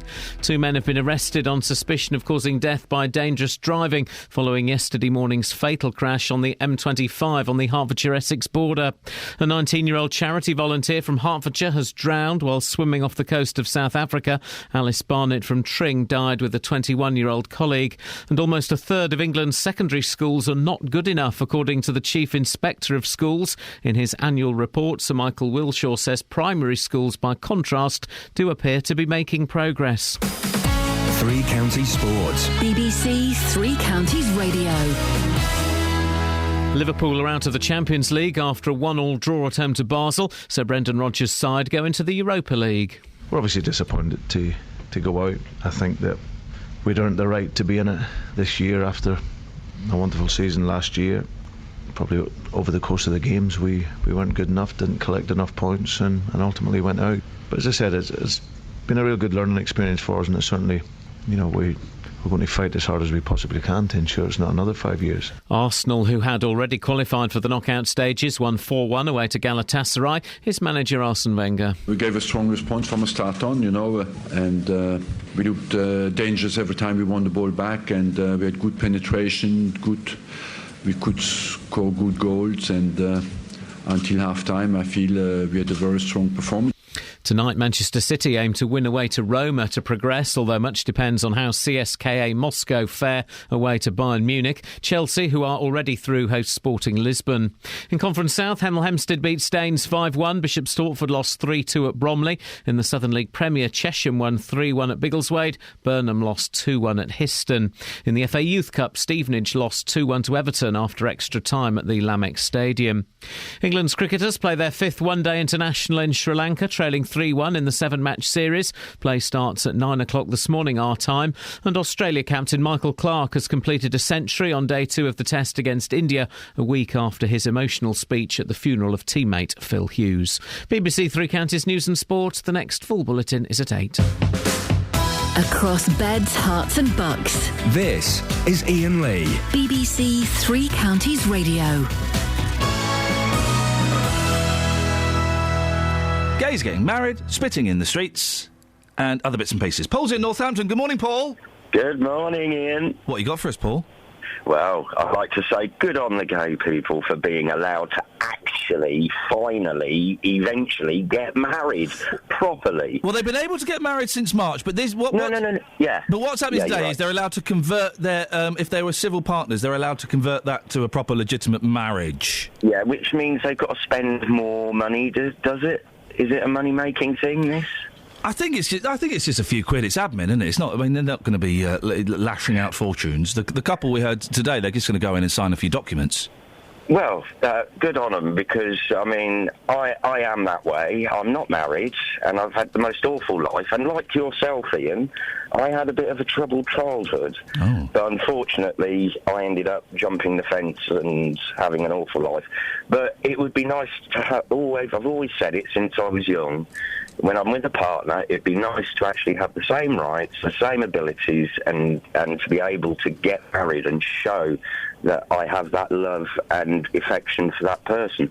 But you shouldn't have to get married, really, should you, really? You know, if you love somebody. Yeah, I know, but it's nice to have the option, I guess, isn't it? It is, and it makes people like myself better. Unfortunately, yes, I'm a smoker as well. Unbelievable! Isn't it interesting that I'm having a go in for smoking? 20 years ago it would have been for being the other way, but but it would have been. You'd have been congratulated for smoking, and now things are reversed. But you're smoking to me on the telephone. Yes, no one can see me. Nobody knew until you told. We can hear you go. Yeah, but I'd rather smoke than be spitting in the street. Oh no! I'm not having that. Smoking is far more disgusting than having a little spit. Really? Yes. Well, I think it's just as bad because there's nothing worse. Now, I work on construction and demolition. There's nothing worse than walking along and there's a big green dollop right in front of you. Very rarely. When do you see big green dollops? Well, at this time of year, quite often. Yeah, well, people need to do it discreetly, and they need to do it in the gutter or in the BBC Three Counties car park, like I do. Yeah, or like I do, and either in the gutter, in the gutter or a drain, or somewhere totally out of the way where people are not going to be walking and not putting their hands. You are a spitter, Paul. Being a smoker, yes, I do spit when I actually need to spit. I do it discreetly, and I do it in a place where nobody will ever come across it. Paul, thank you very much indeed. So he is a spitter. Smoker, spitter, and a homosexual. Deary me, Paul. Well, maybe you're right, Catherine. Maybe nobody is against the gay marriage thing, then, the conversion from civil partnership to marriage. That's what's happening today. Maybe no one is against it. Maybe it is a media construct. And as a radio station and other radio stations, LBC and 5 Live, we have a database. You type into the computer... Anti-gay marriage. And, half a dozen names come up. So maybe there are only half a dozen people, and it's us that's perpetuating this myth that there are swathes of the public that are against this. I don't know. 08459 455 555. Is it a manufactured media thing? I just don't want to do what everyone else will do. 08459 455 555. I may have got it completely wrong, but I think for the most part, people are not bothered. Maybe we send Justin out to see, because Justin will... Justin? I have to say, I went out on something similar recently. I don't think people would be against gay marriage. However... Here we go. There are a lot of people that I've spoken to, and recently as well, not back in 1972 before I was born, recently, a lot of people with very anti-gay views. Still, incredibly, those people are out there and they do exist. Well, let's take it to the streets, Just. We've got an hour and a half. So the story is that gay people today who are in civil partnerships, they can have that converted to a marriage. They've been able to get married for a while. They can have that converted to a marriage. Basically, you just go in and sign a few forms and Bob's your uncle, Fanny's your aunt. And really, it's just about the wording, isn't it? We spoke to a guy from Stonewall earlier on who said it doesn't really make that much legal difference. It's just about the fact that you feel that you're on an equal footing with everyone else. So maybe it is a media construct that, we hunt down these people who are anti-gay marriage and we give them a voice, which makes it sound like there are more of them than ever. Can you take it to the streets, Just? I'll take it to the streets. What I would say, though, I think that some people would be, how can I put this, scared to maybe come on the radio and be honest with you, and scared to talk to me this morning on the streets and be honest about their views. They'll be honest with you. You're the human truth machine. I'll try. Can do. Now listen, spitting. Yes. We just heard from our last caller who said he'd rather be a smoker than a spitter. Then it turns out he was both. Now, Justin, you're a smoker. Yeah. I've been a smoker. Yeah. You cannot be a smoker and not spit. It's part of the deal, and you know it, Dealey. No, you know it. Not going for that. Why would you need to spit if you're a smoker? I don't understand what you're saying. Because of all the gunk and I won't swear. All of the gunk that is brewing in your chest. Yeah. Well, quite simply, what you do then, if that does come up, you spit into a tissue, you put it into the bin. You have never... Gentleman. Oh, Justin, listen. You talk about people being honest on the radio, mate. I've got a quote of you saying you deal in fact, not fiction. This is pure bullshine that you are dealing in here. You have never... I have never spit on the street. I've never seen me. Exactly. I've never seen you spit in a handkerchief. Because you've never done it. Not in a handkerchief, but in a tissue. Have you done that? When was the last time you spat in a tissue? Probably the last time I had a cold, believe it or not. I don't believe it. So I'm going to go or not. You are closer to me probably than anybody else in that building. We go out quite a lot for breakfast. Sorry? You've never seen me spit in 2 years. That tells you everything you need to know. I think I have seen you spit. When? On the way to breakfast, or possibly after one of the disgusting When was that, breakfasts we get. When was that? I don't know, dearly, but trust me, I can play the long game here, mate. Yeah. I'm here at least until September 2015, at least, okay? Okay. And I'll be watching your every movement, and I will be filming you and photographing you. And if you have a spit, then all 72 of the listeners will hear about that. Well, listen, you try, but you won't get that I will evidence. try, Don't mate. do it. I will get the Ev, mate. I will get the Ev, Good and I will luck. bring you down. You will come crushing down like a house of cards that a dog has just bounded into. Okay, fair play and for trying. urinated on. All right, OK, so what's Justin doing then? I don't know, I've got no idea. Oh, you went out and took it to the streets? Yeah, spitting. Later this week, it's expected that fines will be given the go-ahead for people caught spitting. £80 fines, 50 quid if you pay within 14 days. You seem to think this morning, I don't know why, but you seem to think that it's perfectly acceptable to spit on the streets. Catherine, you were saying yesterday in Luton you saw a rather disgusting incident, so I've been on the streets in Luton this morning asking people about the problem here. How bad is it when it comes to spitting, and should people be fined if they're caught? Here's what people had to say. Jacob, how often are you seeing people spitting on the streets here in Luton? It's not good. It's not good to spit on the street, and also it gives disease. Are you disgusted by these people? Yeah. Very, very well. Yeah. Would you ever say something to somebody who was spitting on the street? Sometimes when you tell them, they just look at you. They look at you and they say, they don't care about that. They don't care. So you're brave enough to actually go up to these people and say, what are you doing? At least you're trying, aren't you? Yeah, I'm trying to do that. If I see you doing that, I just tell my friend, what you're doing is not good. It gives disease, so stop. And then they'll just look at you. And abuse you. Yeah. That's outrageous. Just lastly, we're talking about fines this morning. If people are caught spitting on the street, should they be fined £80, yes or no? I think it's a good idea. If you see something like that, they must be found. It's a very good idea. So how often are you seeing people spitting on the streets here in Luton? Every day. Out of control? Definitely, yeah. I mean, would you ever do it yourself? No, I wouldn't do it in my own house. I wouldn't do it on the streets. So what about friends of yours? Are they doing it? No, definitely not my mates. I mean, it just seems weird how people think it's acceptable to do that. Yeah, if you look on the streets now, just covered in gum, you can just tell. Everyone's been spitting everywhere. Should these people be fined? How are we going to stop this? I have no idea, but catching's going to be the problem. If you're going to fine everyone, how are you going to catch them? Michelle, we're in Luton today. How bad is the problem here of spitting on the streets? It's disgusting. I absolutely hate it. I hate it when I see people spitting, because if my children fall over, they're going to fall into the spit and it's going to go in their cut. It's going to go in their How cut. often are you seeing this? Come on, be realistic here. Are you seeing this once a week? How often are you seeing it? On a daily basis. It's really bad. And how many times on a daily basis? 4 or 5 times a day. It's really bad. Should these people be fined, or are we taking it too far? I don't know, but something needs to be done. Definitely. There you go. Someone's just sent me a picture. They're trying to play Scrabble on their phone, and it's come up. Sorry, Ev is not an acceptable word. The woman. She's that woman.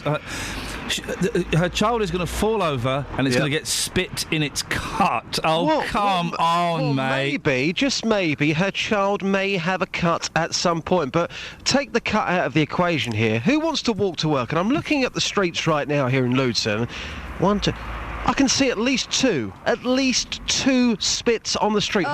Who wants to walk to work and walk over that? It is disgusting, and these people should be fined. £80, in my opinion, is not enough. You're not licking it. You're not rubbing your fingers in it and smearing it into your eyes. It's bad manners, and for bad manners, you should be fined. The fella said, I don't do it at home, but so I won't do it in the street. Yeah. I don't do it on the carpet. I do it down the toilet. Justin, you tell me, right, as a smoker, you never wake up first thing in the morning... and you have to do a flob into the loo. Do you know what? Thank you. No, thank you. Thank you, Justin. Thank you. Thank you. It's down the toilet, not on the street. Thank you, Justin. Thank you, Justin. Thank you, Justin. Thank you. Thank you. Thank you, Justin. It would appear they don't spit in Stevenage, they don't spit in Hartford. I've been to Stevenage, I bet they do. In Milton Keynes. All the texts I'm getting through are highlighting the spit central is Luton. Something to be proud of, guys. Here's something from Paddington Houghton Regis. I avoid Luton like the plague because of the spit. Really? I have to avoid on the footpaths. That to me is like the mattress left everywhere. It makes Luton filthy and germ-ridden place to be. I only go to Luton now to watch the Hatters and afterwards cannot wait to leave the area. It's enough to see footballers do it and managers who just stand on the sidelines. Disgusting. They should all be fined heavily. So here's the things we know about Luton. It's spit central and also... we're called the rat capital of Europe. Yes! We're winning, Justin! Please, guys, if you're in Luton this morning and you're going to work, if you're thinking about spitting, please... just don't do it. Wow, it's as effective as the anti-AIDS campaign in the early 80s, isn't it? He's like that fella that was putting the thingy bob on a banana. Anything else, Catherine? Yeah, loads of texts. Excellent. Travel news for beds, cards and bugs. BBC Three Counties Radio. There are queues on the M25 anti-clockwise between junction 18 for Chorleywood and 16 for the M40, and it's also looking very slow through junction 26 for Waltham Abbey and 27 for the M11, where there's a lane closed in both directions after the accident there yesterday. And on the M1 southbound, it's looking very busy between junction 12 for Flitwick and 9 for Redbourne. Also approaching junction 9 for Redbourne and towards the M1 and Markgate on the A5 southbound, it's very slow from Lynch Hill. In Clop Hill on the A6 Bedford Road, there are queues southbound between Back Street and the A507, and in Roxton around the Great Barford bypass and the Black Cat roundabout, it's looking very slow on the speed sensors through the roadworks there. On the trains, Great Northern have a replacement bus service running between Stevenage and Nebworth. That's because problems with the lighting at the station at Nebworth. And on London Underground, if you're using the Bakerloo line this morning, it's severely delayed.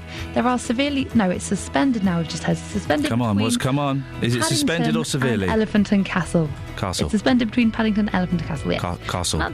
Castle. Castle. Castle. No, she's right, Castle. Castle. It's Castle. Castle. Castle. Where's Castle. the R? Castle. Castle. Castle. Castle. Castle. Castle. Castle. Sammy, I am the captain of this ship. If you wish to remain a passenger... surely. It's Sami. If you wish to remain a passenger on board the HMS Good Times... You carry on. Then you will say Castle. Castle. Otherwise, I'm afraid I'm going to have to get you to walk the plank. What is it, bruv? No, it's a castle. Get out of here. 7:46. It is, where are we now? Wednesday, the 10th of December the 12th. December the 10th of... It's December. Somewhere in December. And here are your news headlines. A gay couple from Milton Keynes will be among the first in the country to convert their civil partnership to marriage this morning. 2 men have been arrested on suspicion of causing death by dangerous driving following yesterday morning's fatal crash on the M25. And almost a third of England's secondary schools are not good enough. That's according to the Chief Inspectorate of Schools. Let's get the weather. Here's Georgina. Beds, Hearts and Bucks weather. BBC Three Counties Radio.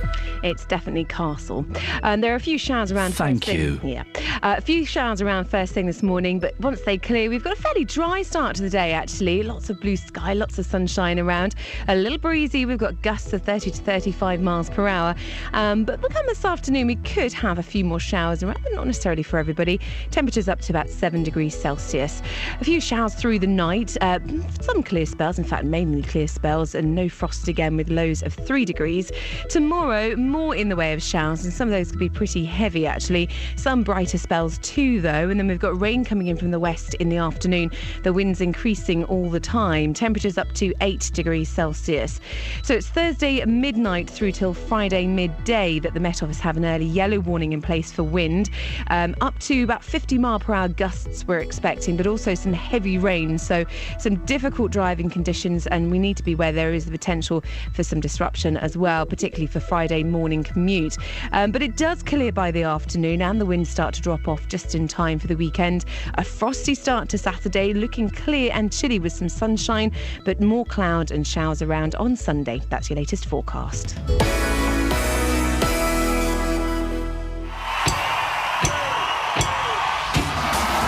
celebrate a year of amazing music moments as we launch the first ever BBC Music Awards. A night of incredible live performances, including Ed Sheeran, Coldplay, Paloma Faith, Take That, and many more. The BBC Music Awards. Watch it live tomorrow night from 8 on BBC One and BBC One HD. Call 08459 455 555. BBC Three Counties Radio. Got a confused text. Shall we elucidate? Oh, I love confusion. Andrew and Confused.com. That is the best marketing plan in the world, isn't it? Because even my mum will say, oh, a bit confused.com. Yeah, but who's gone to it, though? Well, not my mum. She can't work a computer. Exactly. So maybe not as effective as you think. Well, but at least we're talking about it. All publicity is good publicity. Well, no, only if you click on their website, that's good publicity. Well, OK. What are you talking about, Catherine? I'm so confused.com. Where's your Tasmanian devil tie to go with that? You can't do that anymore. I wasn't doing Rolf. Andrew in High Wycombe. Hello, Andrew. I'm not homophobic, but... Here we go. Can you clarify the following matter for me? With pleasure. Homosexuals have been legally allowed to hijack a Christian ceremony. Does the law state that Islam and other religions based in the UK, and I assume are subject to UK law, have to allow same-sex partners to partake of their religious ceremonies? Or is the law just prejudiced against Christians? Andrew, we're not talking about that. That's not what we're talking about. It's not hijacking a Christian ceremony. It's an administrative thing. Can gay people get married in a Muslim wedding? I guess it depends on the imam. There might be some. But I don't get is a hijacked. Give that phrase again. They've hijacked what? A Christian ceremony. I think Andrew assumes we mean there's going to be a great big white wedding surge for homosexuals. No, that's not what we're talking about. OK, we found one person who's against it this morning. Well, is he though? He's not homophobic, he says. But he's just questioning. I think anyone who says I'm not something but means they are something. That's pretty much what that tells us. It'd be nice if you'd ring us, Andrew. We can talk this out. 08459 455 555 is the telephone number if you wish to give us a call. Across beds, hearts and bucks. This is Iain Lee. BBC Three Counties Radio. 08459 455 555. We found one person who's against gay marriage.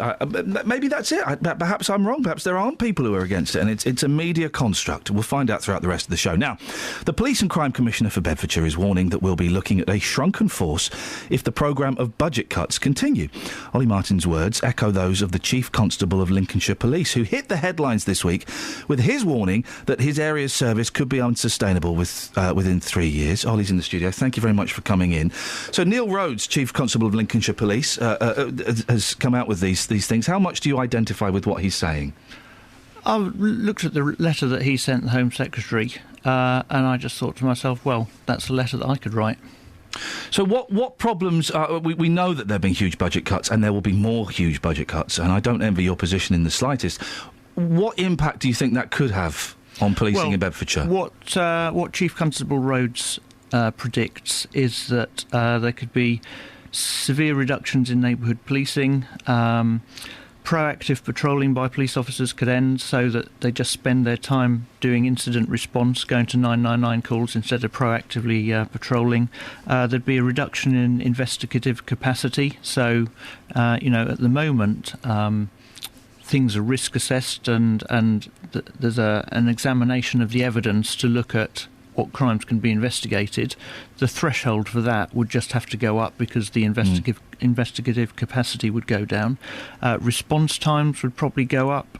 There'd be an end to partnership working and engagement, because a lot of the work that, if the police are going to tackle some of the issues they're finding effectively, they often have to work in partnership with others, particularly local authorities. Well, that would all, wouldn't be time for that. There wouldn't be enough officers to go to the meetings. I think we'd start having concerns about officer safety because they'd be spread so thin, and they wouldn't be within travelling distance of one another if things turn sour. And I think this would all lead to a pretty sort of apocalyptic reduction in public confidence. because the police do need the confidence of the public. They need the police. They need the public to trust them, to give them intelligence and information about what they're seeing in their communities and so on. That's how they effectively fight crime. If public confidence is going through the floor, then we are going to be in a really bad place. Just remind listeners what the cuts have been in the past few years and what future cuts you've got. The figures. Well, we're in the process of taking £20.8 million out of a £101 million budget. So we've got a plan for how we can do that. That takes us to 2018-19. It involves a lot of joint working with Cambridgeshire and Hertfordshire, introduction of a lot of information technology, and just working hard to use the resources that we've got as effectively as possible. So we can keep going until 2018-19. But after that point, if the resources we've got keep getting reduced by government, and I think I think the thing that has prompted a few people like the Chief Constable in Lincolnshire to break cover was listening to the Chancellor of the Exchequer, Mr Osborne, saying last week that, oh look, we've taken 20% out of policing, the sky hasn't fallen in, therefore, obviously, we can do the same again. Well, no, you can't, Mr Osborne, because the sort of measures that we're taking to save money are the sort of things that you can only do once. And once you've done those things, then the only thing that you can do is reduce the number of police officers that you've got. Interesting, you're saying this, 6 months before a general election. You are Labour, you come from a Labour background. Is this Labour electioneering on your part? Because you've been in the studio in the past and said before that the cuts wouldn't have a negative impact on service. That was, I think, as I say, it was listening to Mr Osborne last week saying, and another, we're going to take another 20%. That's where we've gone, whoa, I don't think so. I mean, there's an issue for all the parties, actually. Crime and policing costs the country about £5 billion a year. That's of £700 billion public spending in total. So it's a very small proportion of public spending. So actually, when you cut it by 20%, it makes very little difference to the £100 billion deficit that you're trying to reduce. And yet, all of the parties are pretty much saying, no, we're going to ring-fence health, we're going to ring-fence that. And so we're going to cut everything else even harder. In terms of policing, my message for all of the parties, and I'm saying this as a Labour Police and Crime Commissioner, in terms of policing, that is not sustainable. There have been opportunities to save money in the past for Bedfordshire Police that haven't been through. The 2012-2016 Strategic Policing Plan for Bedfordshire, drawn up under the previous authority, says our pioneering approach to collaboration has paid dividends. Work with the police services in Cambridgeshire and Hertfordshire and with our partner agencies will continue and develop, providing greater value for money. There are currently 13 joint units already saving over £4.4 million every year. You did torpedo the plan, didn't you, of using private companies to take over running of the police back office, which has been successful in other parts of the country. That would have saved a lot of money, wouldn't it? We're still saving the money anyway. We're still doing the joint working. But you would have saved more with getting private companies, wouldn't you? Potentially, yeah, millions. But then the problem is that you have an agreement with the private sector, you sign a contract, and then the Chancellor comes along and says, oh, and I'm going to cut even more than you thought I was going to cut, but you're signed in to a contract with the private sector and you have to try have been saving money. And renegotiate it. And it was actually, it ties you in a situation where you may need to be saving even more. But you're tied into a situation now anyway, aren't you, where you're not saving the money. And it was a politically motivated decision to stop using private companies, wasn't it? Well, it was a matter on which I was elected. So I said, if I'm elected, I'm not in favour of privatising the wrong decision elements of the police. No, I don't think so, because we're still going to be saving in excess of £20 million through the joint working that we're doing, and that is an important part of what keeps us sustainable up until 2018-19. The deal to contract some of the services with Herts and Cambridge to a private company collapsed because you didn't want to work with G4S, did you? No, I didn't. And actually, in the end, it was a unanimous decision by all three police and crime commissioners and all three chief constables. We all came to the conclusion that it wasn't the best deal for the people of Bedfordshire, Cambridgeshire and Hertfordshire. Why are you working with G4S now? Well, they provide some elements. £100,000 for forensic services in the August accounts. That's right. But what was so proposed, you're happy to work with them? I'm happy to have a relatively small contract. What was on the table, though, was the wholesale transfer of significant policing functions to the private sector, and I wasn't happy to go along with that. So it was potentially a bit of post-Olympic showboating, because obviously G4S got a bad press No, in it wasn't the Olympics. post-Olympic showboating, and that's why it was a unanimous decision by not just me, but my two colleagues in Cambridgeshire and Hertfordshire, and all three of our chief constables. We all came to the same conclusion. You didn't want to work with G4S? That the deal on the table did not represent the best deal for the people of all our counties. Okay. Should people be worried? I think people should be asking, in the run-up to the general election, people should be asking their political representatives searching questions, or they should be adjusting their expectations about what level of policing they think their communities need. OK. Ollie, thank you for coming in. I suspect we may be speaking to you later on in the week, because there's a big case going on at the moment. More on that as the week progresses. 08459 455 555. We're a little bit late. I'm hoping you waited for us, Sammy. Let's get the travel. Cards and bugs. BBC Three Counties Radio. On the M25, there's a lane closed in both directions between junction 26 for Waltham Abbey and 27 for the M11. Southbound on the M1, it's looking very heavy between junction 12 for Flitwick and 9 for Redbourne. And having a look at the speed sensors into High Wycombe, it's looking quite slow on Marlow Hill at the moment. Checking the speed sensors, well, we just had an update in Startfold on Arsley Road. There are queues between the A1M junction 10 for Startfold and Hitchin Road because of temporary lights. Samantha Bruff, BBC Three Counties Radio. Thank you, Samantha. Apologies for keeping you waiting. It will never, ever happen ever again.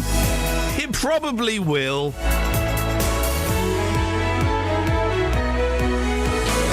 Local and vocal across beds, hearts and bucks. This is BBC Three Counties Radio.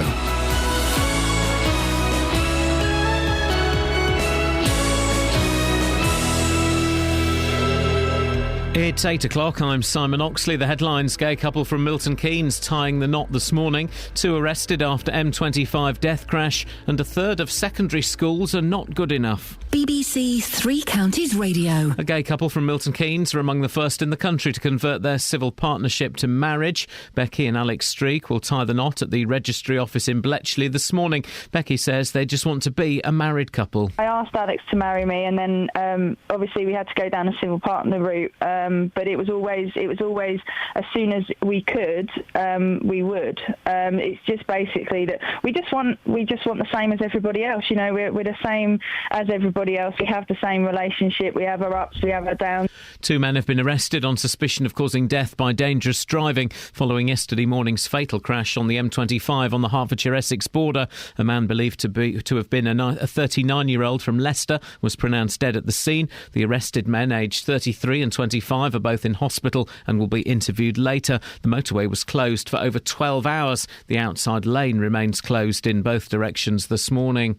Almost a third of England's secondary schools are not good enough, according to the Chief Inspector of Schools. In his annual report, Sir Michael Wilshaw says primary schools, by contrast, do appear to be making progress. There are a third of local authorities in this country where children have less than a 70% chance of going to a good secondary school.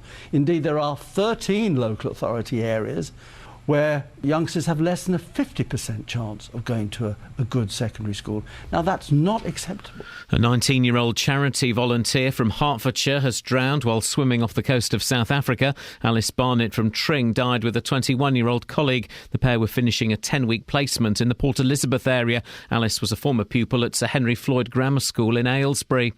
In the last few minutes, a South African judge has granted prosecutors leave to appeal against Oscar Pistorius' conviction for the culpable homicide of his girlfriend Reva Steenkamp. The case will now go before South Africa's Supreme Court. Prosecutors are seeking a murder conviction.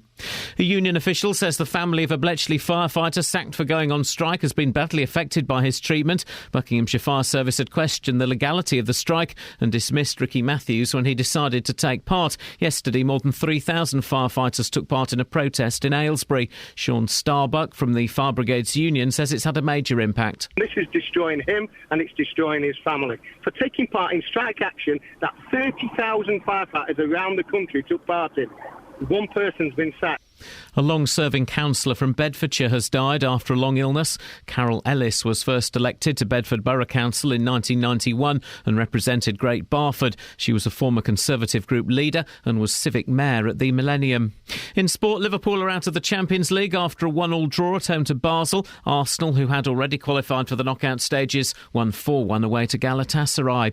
The weather mainly dry with sunny spells, but a risk of showers this afternoon, staying windy, a maximum temperature 7 degrees Celsius, and you can get the latest news and sport online at bbc.co.uk/Three Counties. Thank you, Simon. Today on BBC Three Counties Radio. From 9. The JVS Show. With your views, your stories and your consumer problems. From 12. Nick Coffer. Physiotherapist Richard Evans here to help ease your aches and pains, and I'll be speaking to Nils Lofgren, guitarist from Bruce Springsteen's legendary E Street Band. From 3. Roberto Peroni. I'm here to bring you the latest travel and news as well as the family and lifestyle panel. From 7. Mark Forrest. Find out what's been going on across the whole country all day. Today on BBC Three Counties Radio. Mark, you tease us! Thanks to Paul Scoynes for his help this morning as well. Couldn't have done it without you. Now bring in some decent coffee. Huh? Huh? Morning, guys. Iain Lee, BBC Three Counties Radio. Catherine Boyle is there. Yeah, hi. Kelly Betts is there. What's up? And you're there. We're all here. Not here. There. What's on the show this morning, Catherine? We're talking about the fact that people who've been married in a civil partnership can now be married by signing some paper. Do you say married in a civil partnership or joined? I think that most people that were civilly partnered up thought they were getting married. Imagine being in an uncivil partnership. Guys, hello? Is this thing on? I'm here all week. Anything else? We're also talking about spitting in the streets. Spitting in the streets. Some parts of London are talking about bringing in on-the-spot fines, literally on the spot where you spat. But some people say, hey, it's just a bit of spit, what's the point? I say. What's got 2 legs and spits? This guy. No, what's got 2 thumbs? Ow. Across beds, hearts and bucks. This is BBC Three Counties Radio.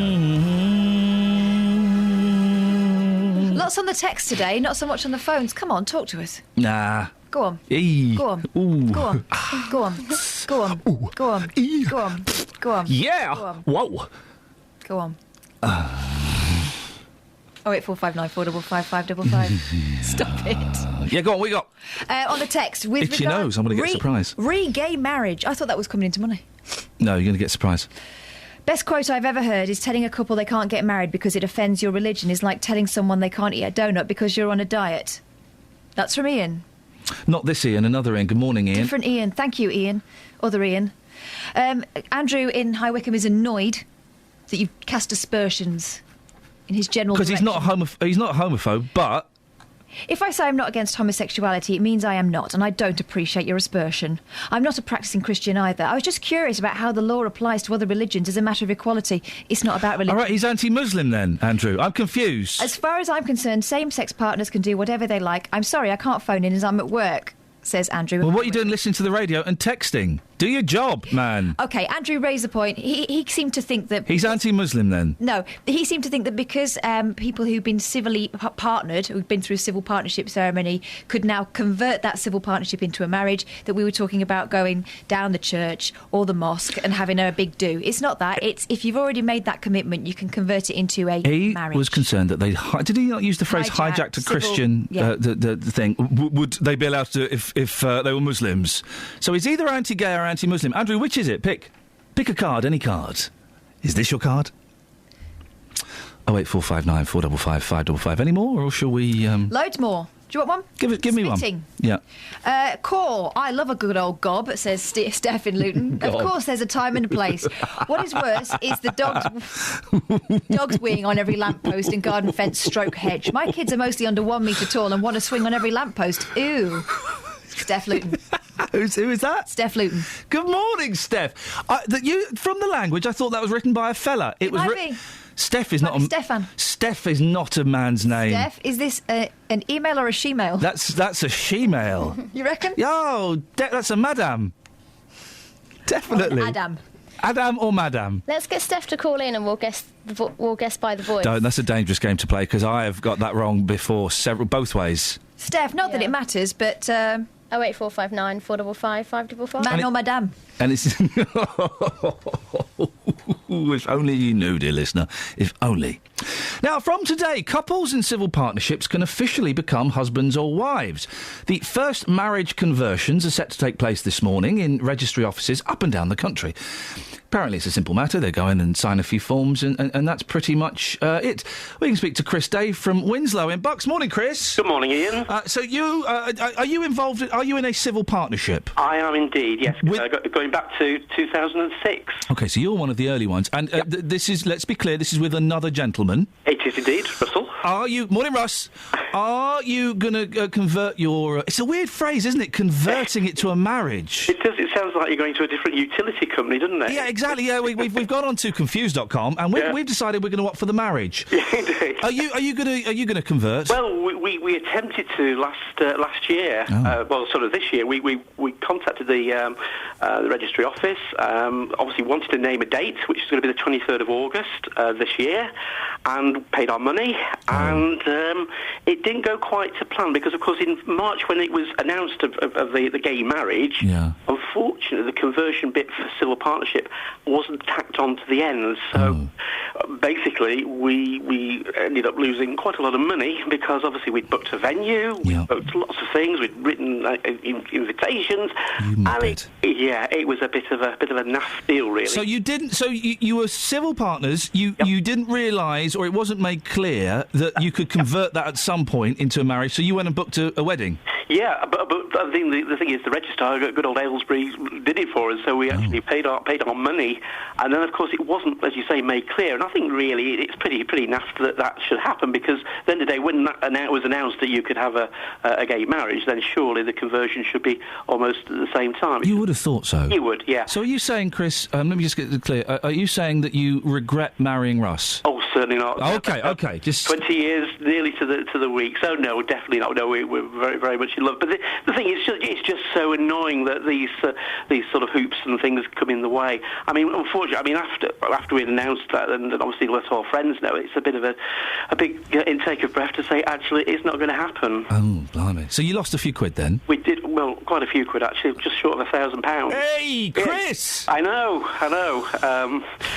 But, hey, we live and learn. But listen, I suppose, you know, you've lost £1,000 and it's unfortunate, but I suppose these are big shifts, aren't they, in I don't know, the social strata. These are big changes, and there are always going to be teething problems, aren't there? There are, yeah, and at the end of the day, obviously, if a gay marriage was been offered back in 2006, we'd have obviously gone for the opportunity of that, but they weren't, and I think there's going to be a lot of couples in exactly our situation, you know, wanting to go ahead, and obviously that hurdle obviously causes in the way. And it's a bit sad, really. We're trying to work out, Chris, if there really is a big furore against gay people getting married, or whether it's a construct of the media and radio shows like this. We did have a gentleman booked who is quite anti-gay marriage, and Catherine, my producer, decided to drop him. Have you come across any the resistance or people being upset that you dare to get married to another fella? No, I think there's obviously going to be a silent majority of people out there who just don't comment, they don't want to. But I think the whole idea of a civil partnership is very clinical, and it's not got the word marriage in it. So straight away, it seemed to be just more of a financial, sort of administrative document signing exercise. Whereas marriage, you know, and the fact you actually have to say some words at your civil partnership as well, and you can obviously do it in religious outlets if allowed, just gives you that flexibility. And at the end of the day, you're showing love for one another, and you need to do it as within the marriage sort of setup. And I think a civil partnership just fails on that. And remember, civil partnerships are not available to straight couples, which I think is a travesty. Outrageous, Chris. Yeah. Well, listen, it's so you're not married.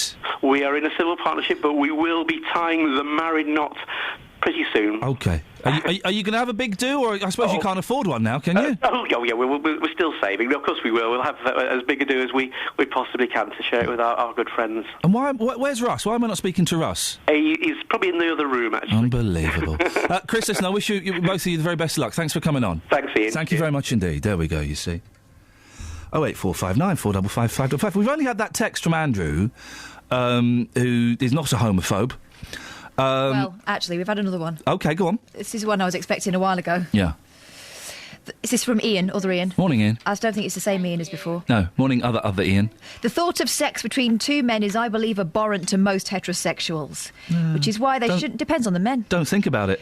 Which is why they shouldn't flaunt it, and why I doubt it'll ever be fully accepted, says Ian. Do you know what? The thought of some heterosexuals having that... swingers. Makes me feel a bit sick, but that doesn't mean they shouldn't have love. Ian, if you find it so abhorrent, why are you thinking about it so much? Stop thinking about it. It's just a simple thing. You don't have to think about it.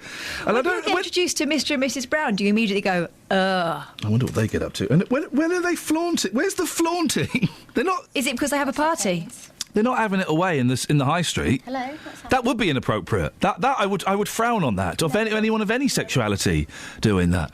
OK, so we've had two texts that express, at the very least, mild discomfort. So maybe it is a construct of the media. Or maybe... You know, we've got rid of all the homophobes and racists that normally listen to BBC local radio. Who do we go to when we want someone to be anti-gay marriage? We go to Justin. someone who is Oh, no. anti-sex outside marriage and who thinks that we should all be living holy Christian lifestyles. You've got 45 minutes. If you are against it, give us a call. I'm not going to give you a particularly hard time. I will question you. But if you're against it, give us a call. 08459 455 555. By the way, Steph. Yeah. Female. Fantastic. Travel news for beds, cards and bugs. BBC Three Counties Radio. Seeing some problems on the M25. Clockwise, the lane is blocked now between junction 24 for Potters Bar and 25 for Enfield because the lorry's broken down.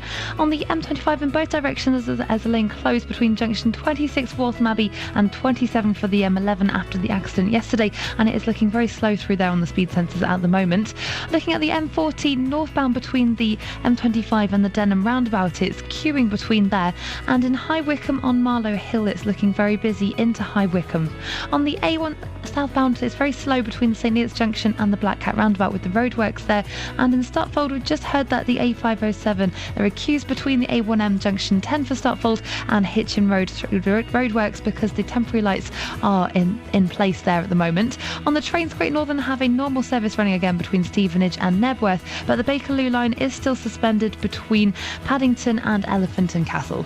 Castle! BBC Three Counties Listen, Radio. Samantha, I like you. Well, I don't like. I tolerate you, Samantha.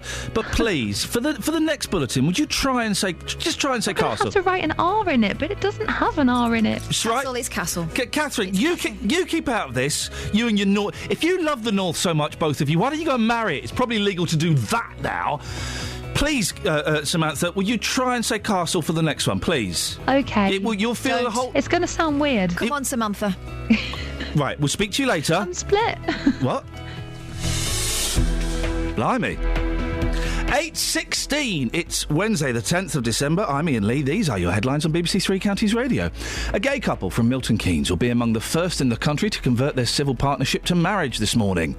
Two men have been arrested on suspicion of causing death by dangerous driving following yesterday morning's fatal crash on the M25. And almost a third of England's secondary schools are not good enough, according to the Chief Inspector of Schools and my mum. BBC Three Counties Radio.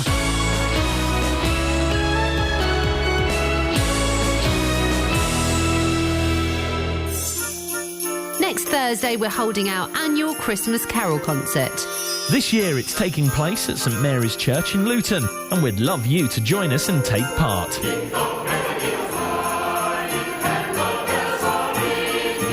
Come and celebrate the spirit of Christmas with performances from the Luton Youth Concert Band, the Luton Choral Society and Luton Gospel Community Choir. Plus, the Christmas story told by your favourite Three Counties radio personalities. Doors open at 7 and it's your chance to be part of our concert that you'll hear on Christmas Day. There's no charge and you don't need a ticket. Just turn up on the night.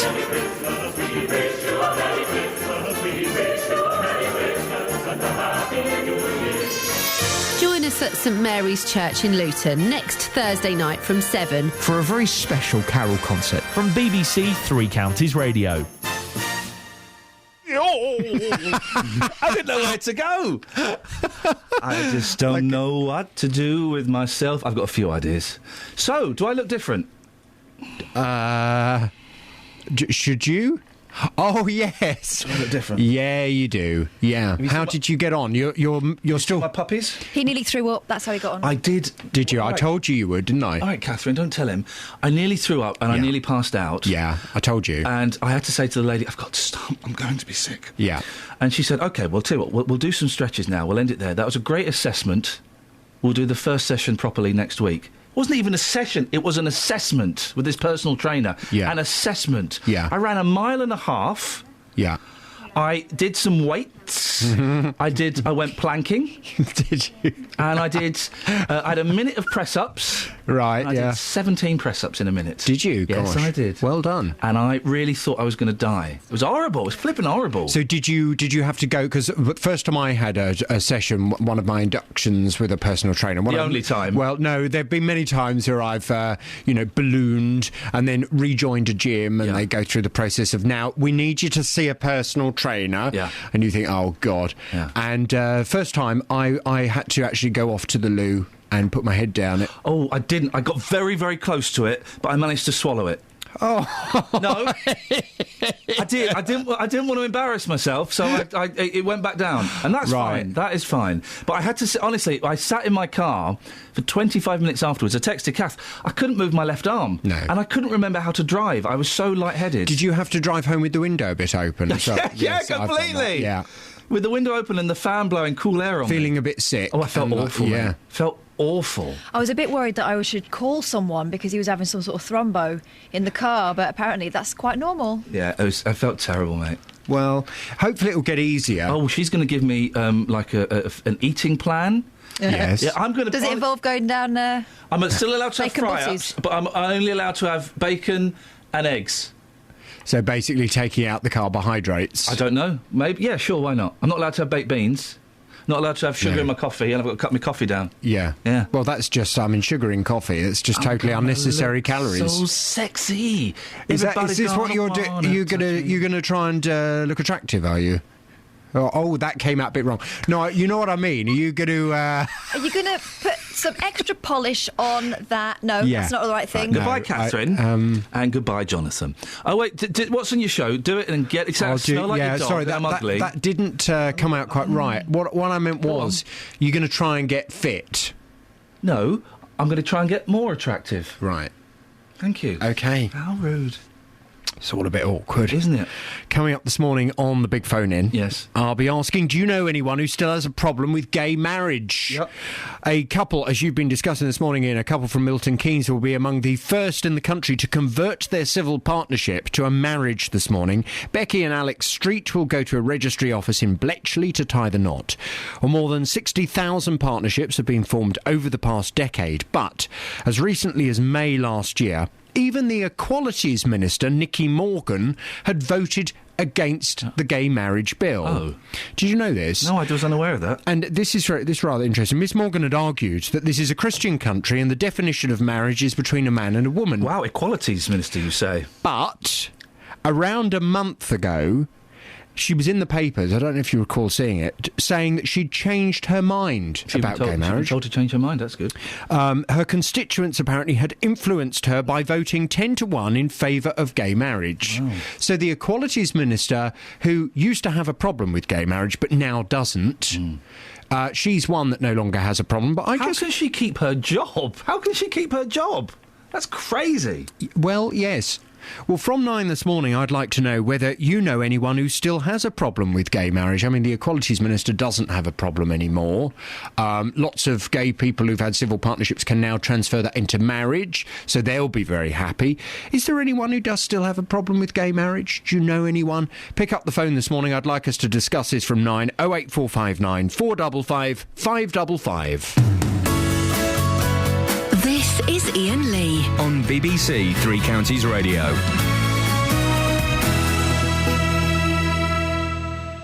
Sorry? I've got some more texts if you want. OK, let's have a couple of texts and we'll go to Claire. Ian says... Different Ian. How many Ians are there? Can someone not called Ian? Are you all just pretending you're called Ian to try and upset me? This one is called Ian. Is he? My record as being called Ian before. OK. Ian, if any religious hypocrites quote Leviticus against gay marriage, ask them if they're like a prawn cocktail. OK. I don't think that's a euphemism. I think that's actual prawns. You're not allowed to eat seafood? No. Yeah. And good luck, says Mark in Bletchley Towers. To Chris and Russ, they are a nice couple and us listeners support them. Well, you do. Thanks, Mark. Thank you very much indeed. 08459 455 555. Why so busy on the texts and not so busy on the phones? I think people feel that it's a subject they don't dare speak up about, but it's people. Let's talk to each other. People is people. It's love. Don't try and save it, Catherine. You actually said, it's people, let's try and talk to each other. Yeah, you actually said that. Because they think that somehow, because there is a word in there, gay, lesbian, bisexual... They're trying to dig yourself out of a She's hole. right, though. It is people. It is people. Let's just try and talk to each other. It's a human story. Come on. She did it! You're doing it again! Come on. I thought I'd beaten all of that nonsense out of you. Come on. Come on, guys. Come on. It's people. Come on. It's just people. It's people. Just try and talk to each other. Come on. Across beds, hearts and bucks. This is Iain Lee. BBC Three Counties Radio. Central Beds Council have agreed new bylaws in a bid to clamp down on scratching. Catherine, what's scratching? Explain it. Unlicensed tattooing. Why? Well, I don't get tattoos anyway, as you know, but why would you go to a dodgepot tattooist who's not got a licence? Maybe a bit cheaper, maybe it's a mate, maybe you're underage. Well, let's speak to a proper, official, licensed tattooist, Claire McGowan, who runs the Triple Ace Tattoo Studio in Bedford. Morning, Claire. Good morning. I've said you're a licensed tattooist. Have I got that right? You are correct, yes. How big a problem is this scratching, this unlicensed tattooing? It's a big problem in every county. Do we have any... I mean, and where are people doing it? They're not. I'm assuming they're not setting up kind of shops, are they? They'd be doing it from home and things, wouldn't they? Yeah, 9 out of 10 what we call scratchers only do it from their kitchen table or living room. They don't usually get into a shop. So even though the proposals that the council have suggested or they've made into a new bylaw is a good start, it's not going to stop the people who still do it from home. Because if you're unlicensed, you're kind of, it's going to be word of mouth. It's going to be, friends of friends, maybe an advert on a website or something. So are these changes in the bylaws actually going to have any impact, do you think, Claire? I don't think it will to the people that are doing it from home. I think the council still need to make a lot of changes before they start dishing out licences to people who want to set up premises. But this will not affect the people that are doing it from home. All the councils have to do is go onto any of the social media sites, start having a look, and they will see lots and lots of people advertising their services from their house, and they're not trained by a tattooist. They haven't got the necessary licences. They haven't got the sterilisation equipment, but people will still go. The people that really the councils need to target, not people who want to try and be legit and set up into a shop. What do you have to do to get a licence, Claire? How difficult was it? It's easy. They need to make a few changes with that as well. You rent yourself a shop, you kit it out, the health and safety, they come out and they check all the basics. So you've got hot running water, you've got a fire extinguisher, etc., etc. But they don't actually go into any part of the tattooing process. So they don't quiz you about your health and hygiene knowledge, your cross-contamination, and they don't get anywhere near what the quality of your work is like. So this is another issue. Claire, do you get people coming in who've been to see some dodgepot tattooist and you have to kind of fix bad work? All the time. It's not always possible to fix, because our policy is if we can't make it look like it's come from our shop, we won't touch it. Yeah. But we're always getting them in, and it's their mate who bought a kit and wanted to have a go. That's usually it, or they paid £10 or £20 for it. And of course, because these people have not been taught by anybody, they don't know what they're doing, and these people unfortunately end up with a horrific tattoo, if not something nasty on top. What's the most popular tattoos at the moment, Claire? Because we had the kind of Celtic bands, we had your kids' names written in Chinese. We had the dolphins. What are people asking for at the moment? There's two things at the moment. People are going for very big pieces like full sleeves or big leg pieces and stuff like that. On the smaller side, it's mainly feathers, infinity symbols, little black silhouette birds. It goes in trends depending on what the stars have more than anything. Claire, thank you very much indeed. That's Claire McGowan, who runs the Triple Ace Tattoo Studio in Bedford with her partner Jim. If you want to check it out, I'm sure they'll do you an excellent service. Castle. All news for beds, cards and bugs. BBC Three Counties Radio. On the M25, there's a lane closed clockwise between junction 24 for Potters Bar and 25 for Enfield, and in both directions between junction 26 for Waltham Abbey and 27 for the M11, there's a lane closed there as well after the accident yesterday, so that is causing some queues. Having a look at the speed sensors on the M1 northbound, it's looking very busy between junction 13 for Milton Keynes South and 14 for Milton Keynes, and in Arlesey there are some very long queues on the A507 in both directions approaching the railway bridge where there's some roadworks going on. We're hearing that those queues are a mile long in both directions from a caller Bob. On the A1 southbound, it's looking very slow between the St Neots Junction and the Black Cat roundabout through the roadworks there. And on the London Underground, if you're using that today, the Bakerloo line is suspended between Paddington and Elephant and Castle. Oh! BBC She's Counties Radio. By Jove, I think she's got it! Sammy. She's speaking the English! Sammy. Catherine, what are we going to do about you? We're going to praise her for being the best travel reporter we've... Do you remember that loser we had? Alice... what was her name? Gleeson. Armid Glossop. She was... you are my number one. My number one. Thank you so much. We look forward to speaking to you in about 15 minutes. Is that okay? Oh, that's okay. Marvellous. Send her a bunch of flowers. By Jove, I think she's got it. It's people. Let's talk to each other. Across beds, hearts and bugs. This is BBC Three Counties Radio.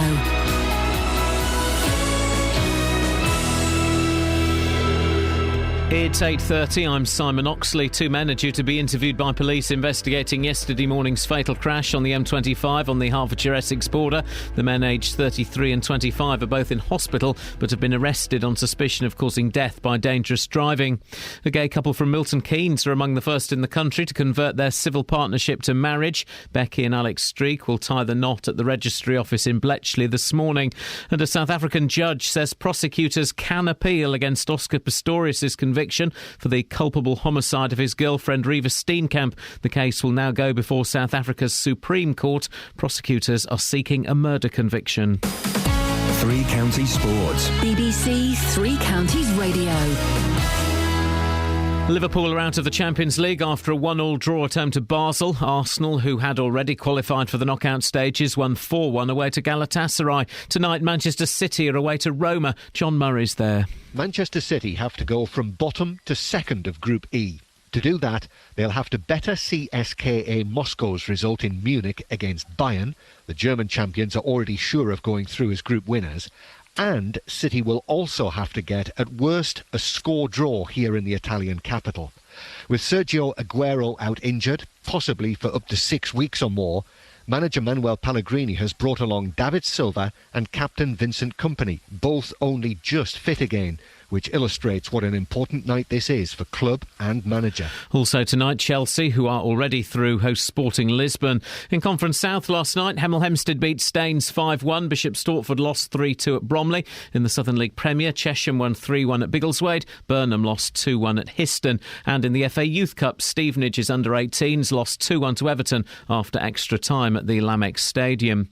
England's cricketers play their fifth one-day international in Sri Lanka, trailing 3-1 in the 7-match series. Here's batsman Joe Root. Well, it's obviously not gone, how we'd quite like it to so far, but I think throughout we've played some really good cricket and there's a lot of positive stuff to come from it. This is a really good opportunity now for us to get a couple of wins under our belt and get back to Colombo with the series all square. And play starts at 9 o'clock this morning, our time. And the Australian captain Michael Clarke has completed a century on day 2 of the test against India, a week after his emotional speech at the funeral of teammate Phil Hughes. BBC Three Counties News and Sport. The next full bulletin is at 9. Hang on a second. I was so busy putting a fake finger up my nose that I forgot to do this.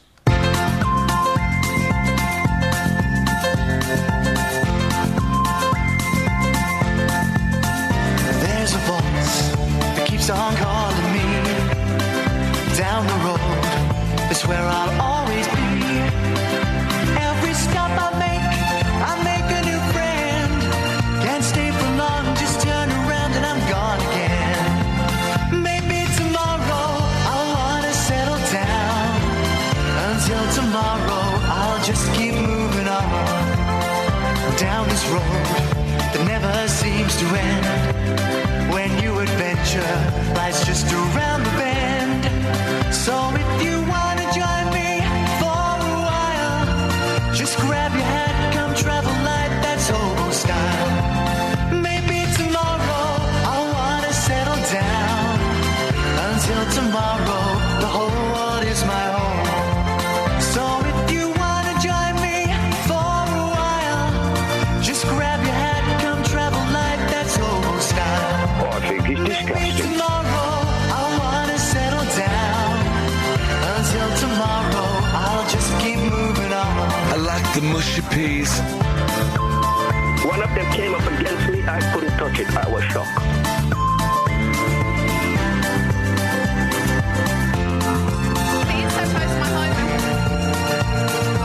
Christmas is not coming. Maybe tomorrow I wanna settle down. Until tomorrow I'll just keep moving on. There's a world that's waiting to unfold. A brand new tale no one has ever told. We've journeyed far, but you know it won't be long. We're almost there and we paid our fare with a hobo song. Maybe tomorrow I'll wanna settle down. Until tomorrow I'll just keep moving on. So if you wanna join me for a while, just grab your hat, come travel light, that's hobo style.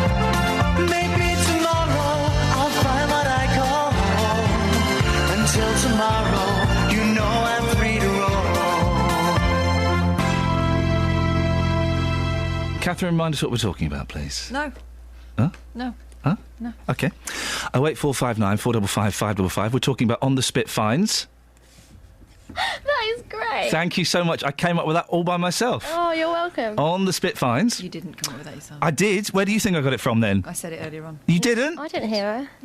And Maybe you should listen more. gay people getting married. There can't be anybody that objects to the fact that that gay people who are involved in civil partnerships can convert that civil partnership to a marriage. It's got to be a wonderful thing, hasn't it, Peter?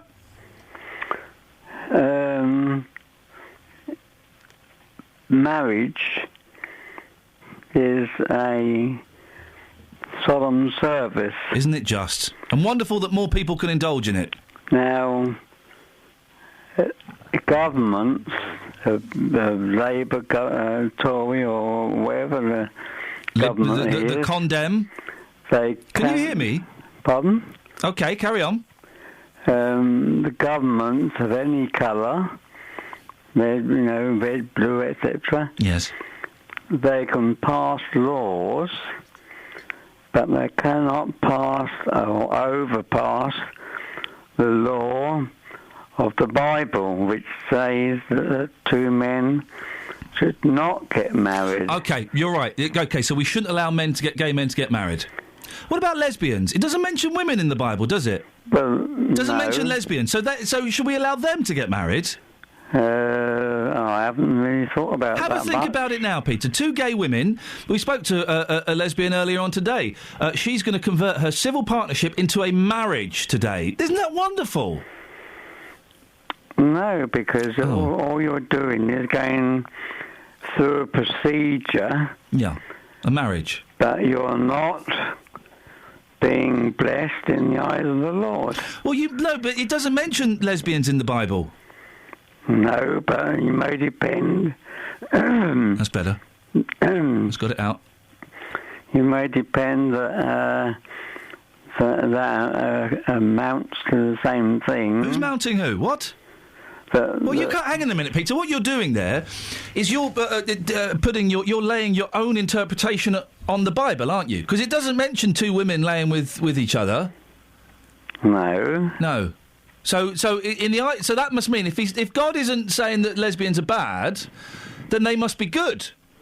He made lesbians in his own image.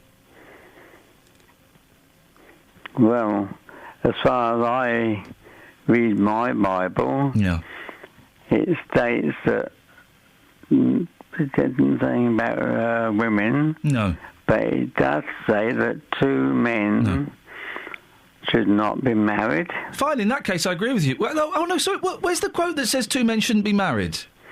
Pardon? Where's the quote that says two men shouldn't be married? I forget where it is now. Because there isn't a quote that says two men shouldn't be married. It doesn't say, and the Lord saith, thou shalt not be married to another fella if you're a fella. Yeah. It doesn't say that, does it? No. No, it doesn't mention two men getting married. I think it's in Leviticus that it... Yeah. Do you like prawns? Do I like prawns? Yeah. Because you're not supposed to eat prawns, are you? That's in Leviticus, I think. Haven't heard that one before. No, and I think that's part of the problem, Peter, with some religious types, is that they pick the bits they want to pick, but if they like a prawn sandwich, they'll ignore those bits, won't they? Well, I say I've never read that in the... It's in there. It's definitely in there. Yeah. So, are you going to stop eating shellfish? I don't eat much shellfish. But you do eat some? Now and again. Yeah, are you going to stop it? Not particularly. No, you see, so you're picking and choosing, aren't you, Peter? No. Well, in the Bible it says, thou shalt not eat shellfish. You've made up it says that men shouldn't get married together, or that doesn't actually say that. So you're picking the bits that kind of fit in with your lifestyle. But if two gay men got married, or two lesbians, what impact would that have on your life? What negative impact would that have? On my own life, nothing whatsoever. So let's just let them get on with it, shall we? Yeah, but as I say, you may be married or blessed in the eyes of a vicar or whatever he is, but in the eyes of the Lord you're not. Does God hate gays? Pardon? Does God hate gays? I don't know, you'd have to ask him. I have done, and I didn't get an answer. You seem to be in pretty good contact with him. You did get an answer. No. Well, the answer I got was he loves everybody, and people can do what they want as long as they're not hurting each other. But that may just have been the voice inside my head. That's a voice inside your head. Oh, because it doesn't agree with what you think? No. No. Well, what do you think? Do you think God hates gays? I don't think he hates them. Don't like them, though. He frowns upon them. But he certainly frowns on them. Peter, thank you very much indeed.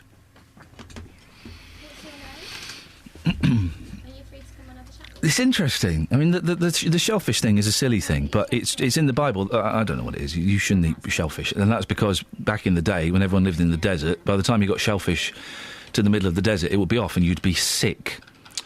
But it's interesting how people pick and choose the bits they want to pick and choose. Peter's not going to stop eating shellfish. Good for him. Well done. But he is going to continue believing that gay people can't get married in the eyes of the Lord. Andrew's in Letchworth. Morning, Andrew. Morning. How are you? I'm all right, thanks. What have you got? Well, it's all clouded lines all the time, isn't it? With the Bible and a lot of the extreme religion. The Bible has got a quote. It says, "Man will not lay with man," but it also has one that says, "Judge not, for with what judgment you judge, you also will be judged." So therefore, you're not really allowed an opinion on it. That's the Lord. That's obviously God's opinion on it, and that's the one that matters. The other thing about it is it puts it into two clear categories. You're either of the world, which is someone who doesn't abide by the Bible, doesn't want to follow the Lord, or you are religious. In which case, if you're of the world, someone that needs forgiveness, etc., then realistically you can do whatever you like. There's no way that anyone should be able to judge you, and that's clearly written in the Bible, even someone This is the great get-out clause, right, of Christianity, and I love it for this reason.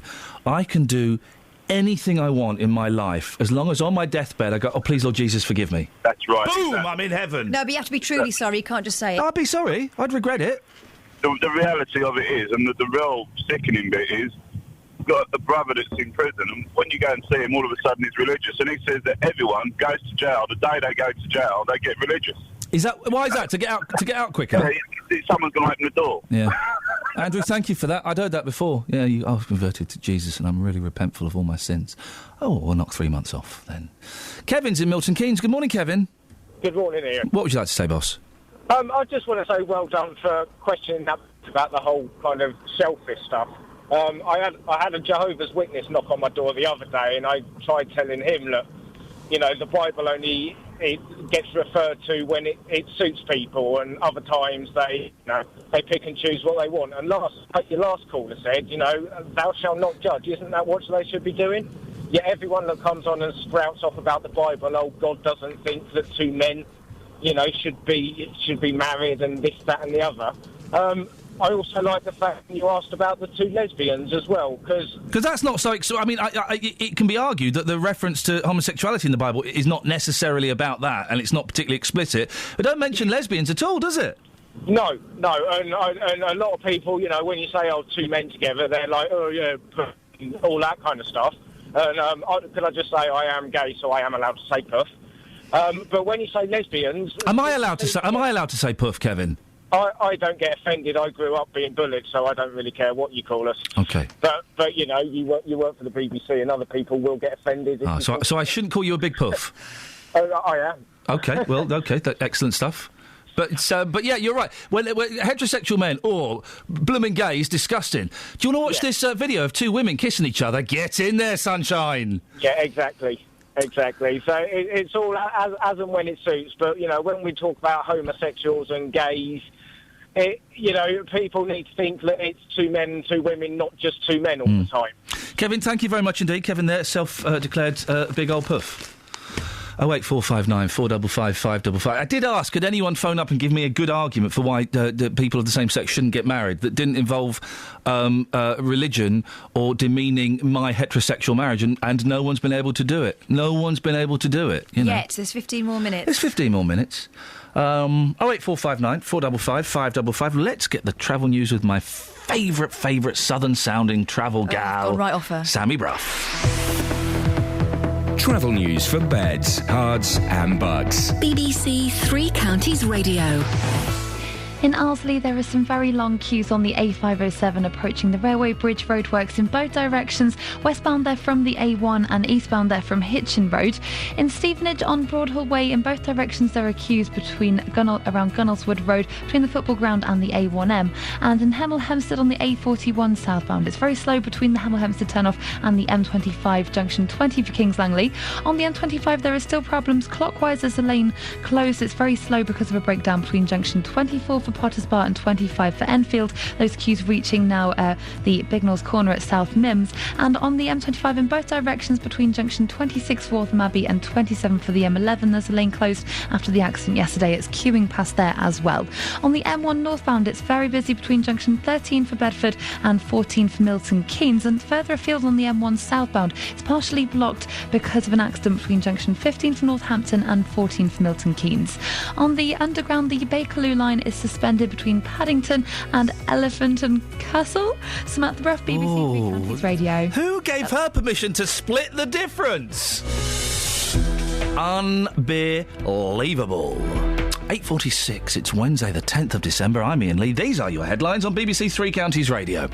Two men are due to be interviewed by police investigating yesterday morning's fatal crash on the M25. A gay couple from Milton Keynes will be among the first in the country to convert their civil partnership to marriage this morning.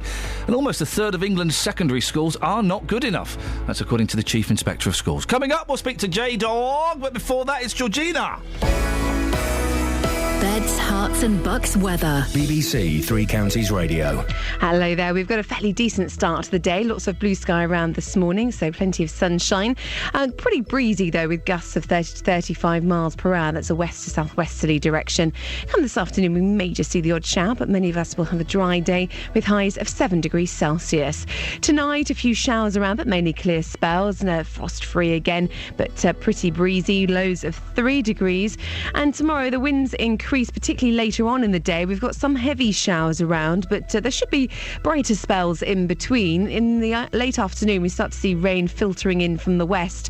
Temperatures reaching about 8 degrees Celsius. It's Thursday midnight through till Friday midday that the Met Office have this early yellow warning in place for wind. We've also got some heavy rain on the way, so the two together probably making difficult driving conditions through the night on Thursday and Friday morning. And we do need to be aware that there is the potential for disruption to general travel and also power lines with gusts of up to 50 miles per hour. But it does clear by the afternoon and the winds start to drop as well. Saturday we have a frosty start to the day, clear and chilly with some sunshine, but cloud and showers around on Sunday. That's your latest forecast. Thank you, Georgina. Every weekday from 12, Nick Coffer brings you The wickedly funny Anne on Strictly Come Dancing. Do you know who the real Anne is? great guests. Yes, the real Anne is an amalgam of all those things. We're all multifaceted. Jasper Carrot's career spans 5 decades. And then you had to wear a bow tie and you had to do jokes about silly Irishmen and mother-in-laws. John Cleese is eating his microphone, aren't you, John Cleese? Great music. Ow! Da-da-da-da-ba-ba-da-da-da. In fact, I don't even think it had the horn part then. Great conversations. I always have said throughout my career, you get me on board, I'll give you 100%. Have you still got it, Billy Ocean? Well, the audience seems to think I have. Nick Coffer, weekdays from 12 on BBC Three Counties Radio. That question to Billy Ocean really offends you, doesn't it, Just? It does, but Coffer Karma came back to bite me in the backside because I got to meet Billy Ocean. Karma! 2 weeks later, I got to meet Billy. There we were backstage. He performed a song just for me, acoustic. It was one of the best interviews I have ever conducted. Yeah. And guess what? It got deleted by mistake. Coffer Karma. Coffer Karma. If you've been affected by Coffer Karma, 08459 455 555. Justin, stay there. Come back to you in a second. I want to speak to Abraham first. Good morning, Abraham. Hello, good morning. What would you like to say? Yes, the topic you raised this morning is very, very interesting. You see, I am not gay, but I wouldn't criticize anybody who is gay because I've had experience whereby in a church, okay, the women were not allowed to even open their hair, and they were not allowed to even plait their hair. Really? I'm from Africa, you see. Okay, so in an African church, women weren't allowed to plait their hair? Yes, that particular church. I was a member of that church. Wow. You see? Is that in the Bible, that women aren't allowed to... And what a brilliant phrase, they're not allowed to open their hair. Yes, and they were not allowed to plait it. And they said, if you do that, you look like a mermaid. It's evil, blah, blah, blah. But some few years down the line, you will not believe that even the pastor's wife opens their hair. They don't cover their hair anymore. Wow. And now they plait their hair because they think they want to look nice. Yeah. Is it just some few years down the line? Things change, don't they? Society changes and fashions change. Exactly. So the same people who are criticizing these gay people, making them look like evil, blah, blah, blah, let's give ourselves time. You will see that people will begin to accept them and accept them into the society. Will not make them look like as though they are something else. They are like us. We need to accept them. The fact that we don't want to do it does not mean we should criticize them. Oh, yeah. And as far as I'm aware, and I need to check this out, the fact that gay people can get married doesn't mean that gay people will be wandering around with guns forcing you to indulge in the sexual acts. No, and the fact that you're not doing it now doesn't mean that you may not. With time, with the education, how we see them as years go by, you'll be shocked how many people will begin to accept it. Whereabouts in Africa? We'll not even talk about Whereabouts in Africa are you from, Abraham? I'm from Ghana. Ghana. And how long have you been over here? About 7 years now. Fantastic. I had a Ghanaian friend, and I love the Ghanaian accent. It's just one of the best. Thank you. Don't you lose that accent, Abraham. Thank you very much for that. 0845. Well, you say, aren't we full of prejudice? Oh, so he can keep his accent. But Sammy Bruff has to stop saying castle. Aren't we full of prejudice? I saw the name Abraham on my screen. I thought, here we go. We're going to have a right Charlie here. And he went and surprised. Didn't he just? You see, we make these. I'm not just. Sorry? I'm not just. What? You said, didn't he just? Didn't he just? Didn't he just? Yeah. Beautiful accent. Well, yes, thank you very much indeed. I've been working on it for many, many years. Justin. Yeah. Spitting on the spit fines. Yes, very clever. You could be fined £80 in London if you're caught spitting on the street. Now, listeners have told us this morning, Ian, that Luton has got a terrible problem when it comes to people spitting on the streets. I'm looking at the streets right now. They're not pleasant. They're not pleasant at all. So we heard some awful stories earlier. But what we didn't hear from earlier were the spitters themselves. No, we didn't. And I thought, well, we're not hearing from the spitters themselves here. This isn't right. It's not right. So, in the last hour, I've been looking out for these spitters on the streets in Luton. Yeah. I have found 3 of them. Beautiful. This is very, very awkward.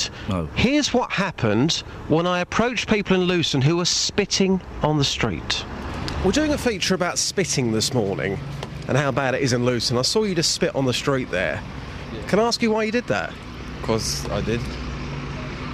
Do you feel bad for doing it? Can you get out now? Do you feel bad for doing it? No. Again, somebody else who spits on the street. Why'd you do it?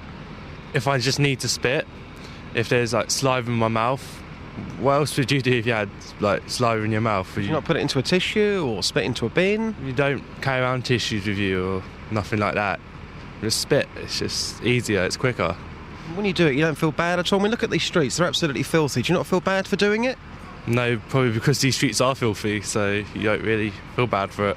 And what about friends of yours? Are they also doing it? Yeah, but they think the same as me. It's not that bad. So because the streets are dirty, you'll just carry on doing it? Yeah, that's what it is, yeah. From Three Counties Radio, doing a feature this morning, just saw you spitting on the street there. Can I ask why you think it's acceptable to spit on the streets? I speak very little English. I don't understand too much. But you understand that you were spitting on the street, yeah? Yeah. Why were you doing that? I wait one person because I say wait here. But so you're trying to get away from it. I know your English is not great, but I think you understand what I'm saying. Look at the streets. You were spitting on the street. Why were you doing that? I smoke and... I'm sorry. You don't have to apologise to me. I'm just asking you why you were doing it. We'll leave it there. Thanks for your time. Yeah. All strong arguments. No, ridiculous arguments. So the first bloke, well, just because I am. The second bloke, well, I don't carry tissues. The third bloke, because I smoke. He's not my mum in the late 70s. People don't carry tissues anymore. Can you believe that newsagents still sell those little pack of 5 tissues? OK, we'll go to the nearest bin then. I mean, those are How people are you going to spit in a bin with a side opening? You could do it. I think it'd be a lot better than spitting on the street. I'll be spitting on you in a minute. These people should be fine. I tell you what, this morning, 3 people in an hour. If I was in charge, I reckon I could find at least 50 people in a day. £80 a go. That's a lot of cash. Justin, excellent stuff. Thank you very much indeed. He did the maths. He didn't. Some maths. He didn't. He got doing some maths. He got some numbers and left it at that. Speaking of having numbers and leaving it at that, it's Carpet Martin. Hello, Ian. How are you? Yeah, good. Thank you very much, Carpet Martin. I'm recovering from having met you at the weekend. Well, it was exciting, wasn't it? For you? This evening. It was. What? Well, I saw you. Carpet Martin came to a do I was throwing, and I was talking to lots of wonderful, wonderful people, and I could see this bizarre gentleman loitering in the background, and then he went off and got a drink, and then he loitered, and then he went off for a wee, and then I welcomed him with open arms, and I realised it was you. I don't like the word loiter. I prefer skulk. I'm a skulker, not a loiterer. There are 3. I would say out of those 3 times when you were stood nearby me, at least 2 of those were loitering. I'll give you 1 skulk, but the others were loiters. Very well. I'll take it. I know. What have you got for us, Carpet Martin? Rare to hear your voice on the radio. What would you like to say? These gay and lesbian chaps wanting to get married. Yep. I'm a big fan. I used to live next door to a couple in Tooting Bec called Stephen and Adam. They were a wonderful couple of chaps, both of whom decided that they wanted civil partnership. Yeah. We went free bar all night. Jaeger bombs galore. Pink pound, isn't it? He's not wrong, is he? They do have a lot of cash to splash, don't they? Yep. And I've been to a lot of heterosexual weddings where no free bar, overpriced drinks. Yeah. So therefore, I say all gay people get married now. Invite us. Thank you very much indeed, Carpet Martin. God made Adam and Eve, not Adam and Steve. Well, who made Steve then? Steve's going, what? Why am I left out of this equation? So anyone called Steve is suddenly the work of the devil? You're not, Steve. You're not. God made people in his own image, so God must be a little bit gay. We all are a bit, aren't we? I certainly am. Got any texts? Yeah, I've got a hilarious one, but I can't read it out because there'll be kids listening. Dave in Luton has sent us a text explaining why gay people are wrong. And also talking about biology. It's not a Virginia, Dave. It's not a Virginia. I wish it was. From now on, that's how I'll be referring to it. That's how I'm going to refer to it, a Virginia. Where you create life. Create, as in, beer. Have you got any texts that you can read out? Let's have a look. Are you a member of the gay mafia? Who, me? Yeah. I don't know, am I? How would I know? I think you'd have a sharper suit. Yeah. There's the Dave Luton one. I am going to just go over. Thou shalt not kill. Didn't say kill what, though. Hope all the Bible crew enjoy their vegan Christmas dinners. Love, David. OK, there we go. Interpretations of the Bible. And that's kind of it. I think that'll do. I think we've done it. I think it's resolved. Well, Jonathan will be carrying on. Do you know anyone who still has a problem with gay marriage? We found a few. Not as many as perhaps I suspected there were. They weren't really problems so much as irks. Yeah, there were some irks, weren't there? Travel news for beds, cards and bugs. BBC Radio. In Arsley, there are some very long queues on the A507. That's in both directions, approaching some roadworks that are in place at the railway bridge. Westbound there from the A1 and eastbound there from Hitchin Road at the moment, causing delays for people this morning. And the motorways, the A1M southbound is very slow between junction 9 for Letchworth and 7 for Stevenage. And having a look at the M25 clockwise, there's a lane closed because of a breakdown between junction 24 for Pottersbar and 25 for Enfield. That's causing queues to junction 23 for St Albans Road. And also on the M25 in both directions, there's a lane closed between junction 26 for Waltham Abbey and 27 for the M11 after the accident yesterday, and that's causing queues as well. Samantha Bruff, BBC Three Counties Radio. Thank you, Sammy. Excellent stuff as always. Right, that's it. That's your lot from us today. Thank you, Kelly. Thank you, Catherine. Thank you, Justin. Thank you, Scoins, for a last bit of help out there. JVS up next. We're back tomorrow at 6. Ta-ta. Local and vocal across beds, hearts and bucks. This is BBC Three Counties Radio. Thank you, Iain. Good morning. Welcome to the JVS show. I'm Jonathan Vernon Smith. It's Wednesday. It's 9 o'clock, and on today's big phone-in, do you know anyone who still has a problem with gay marriage? A couple from Milton Keynes will be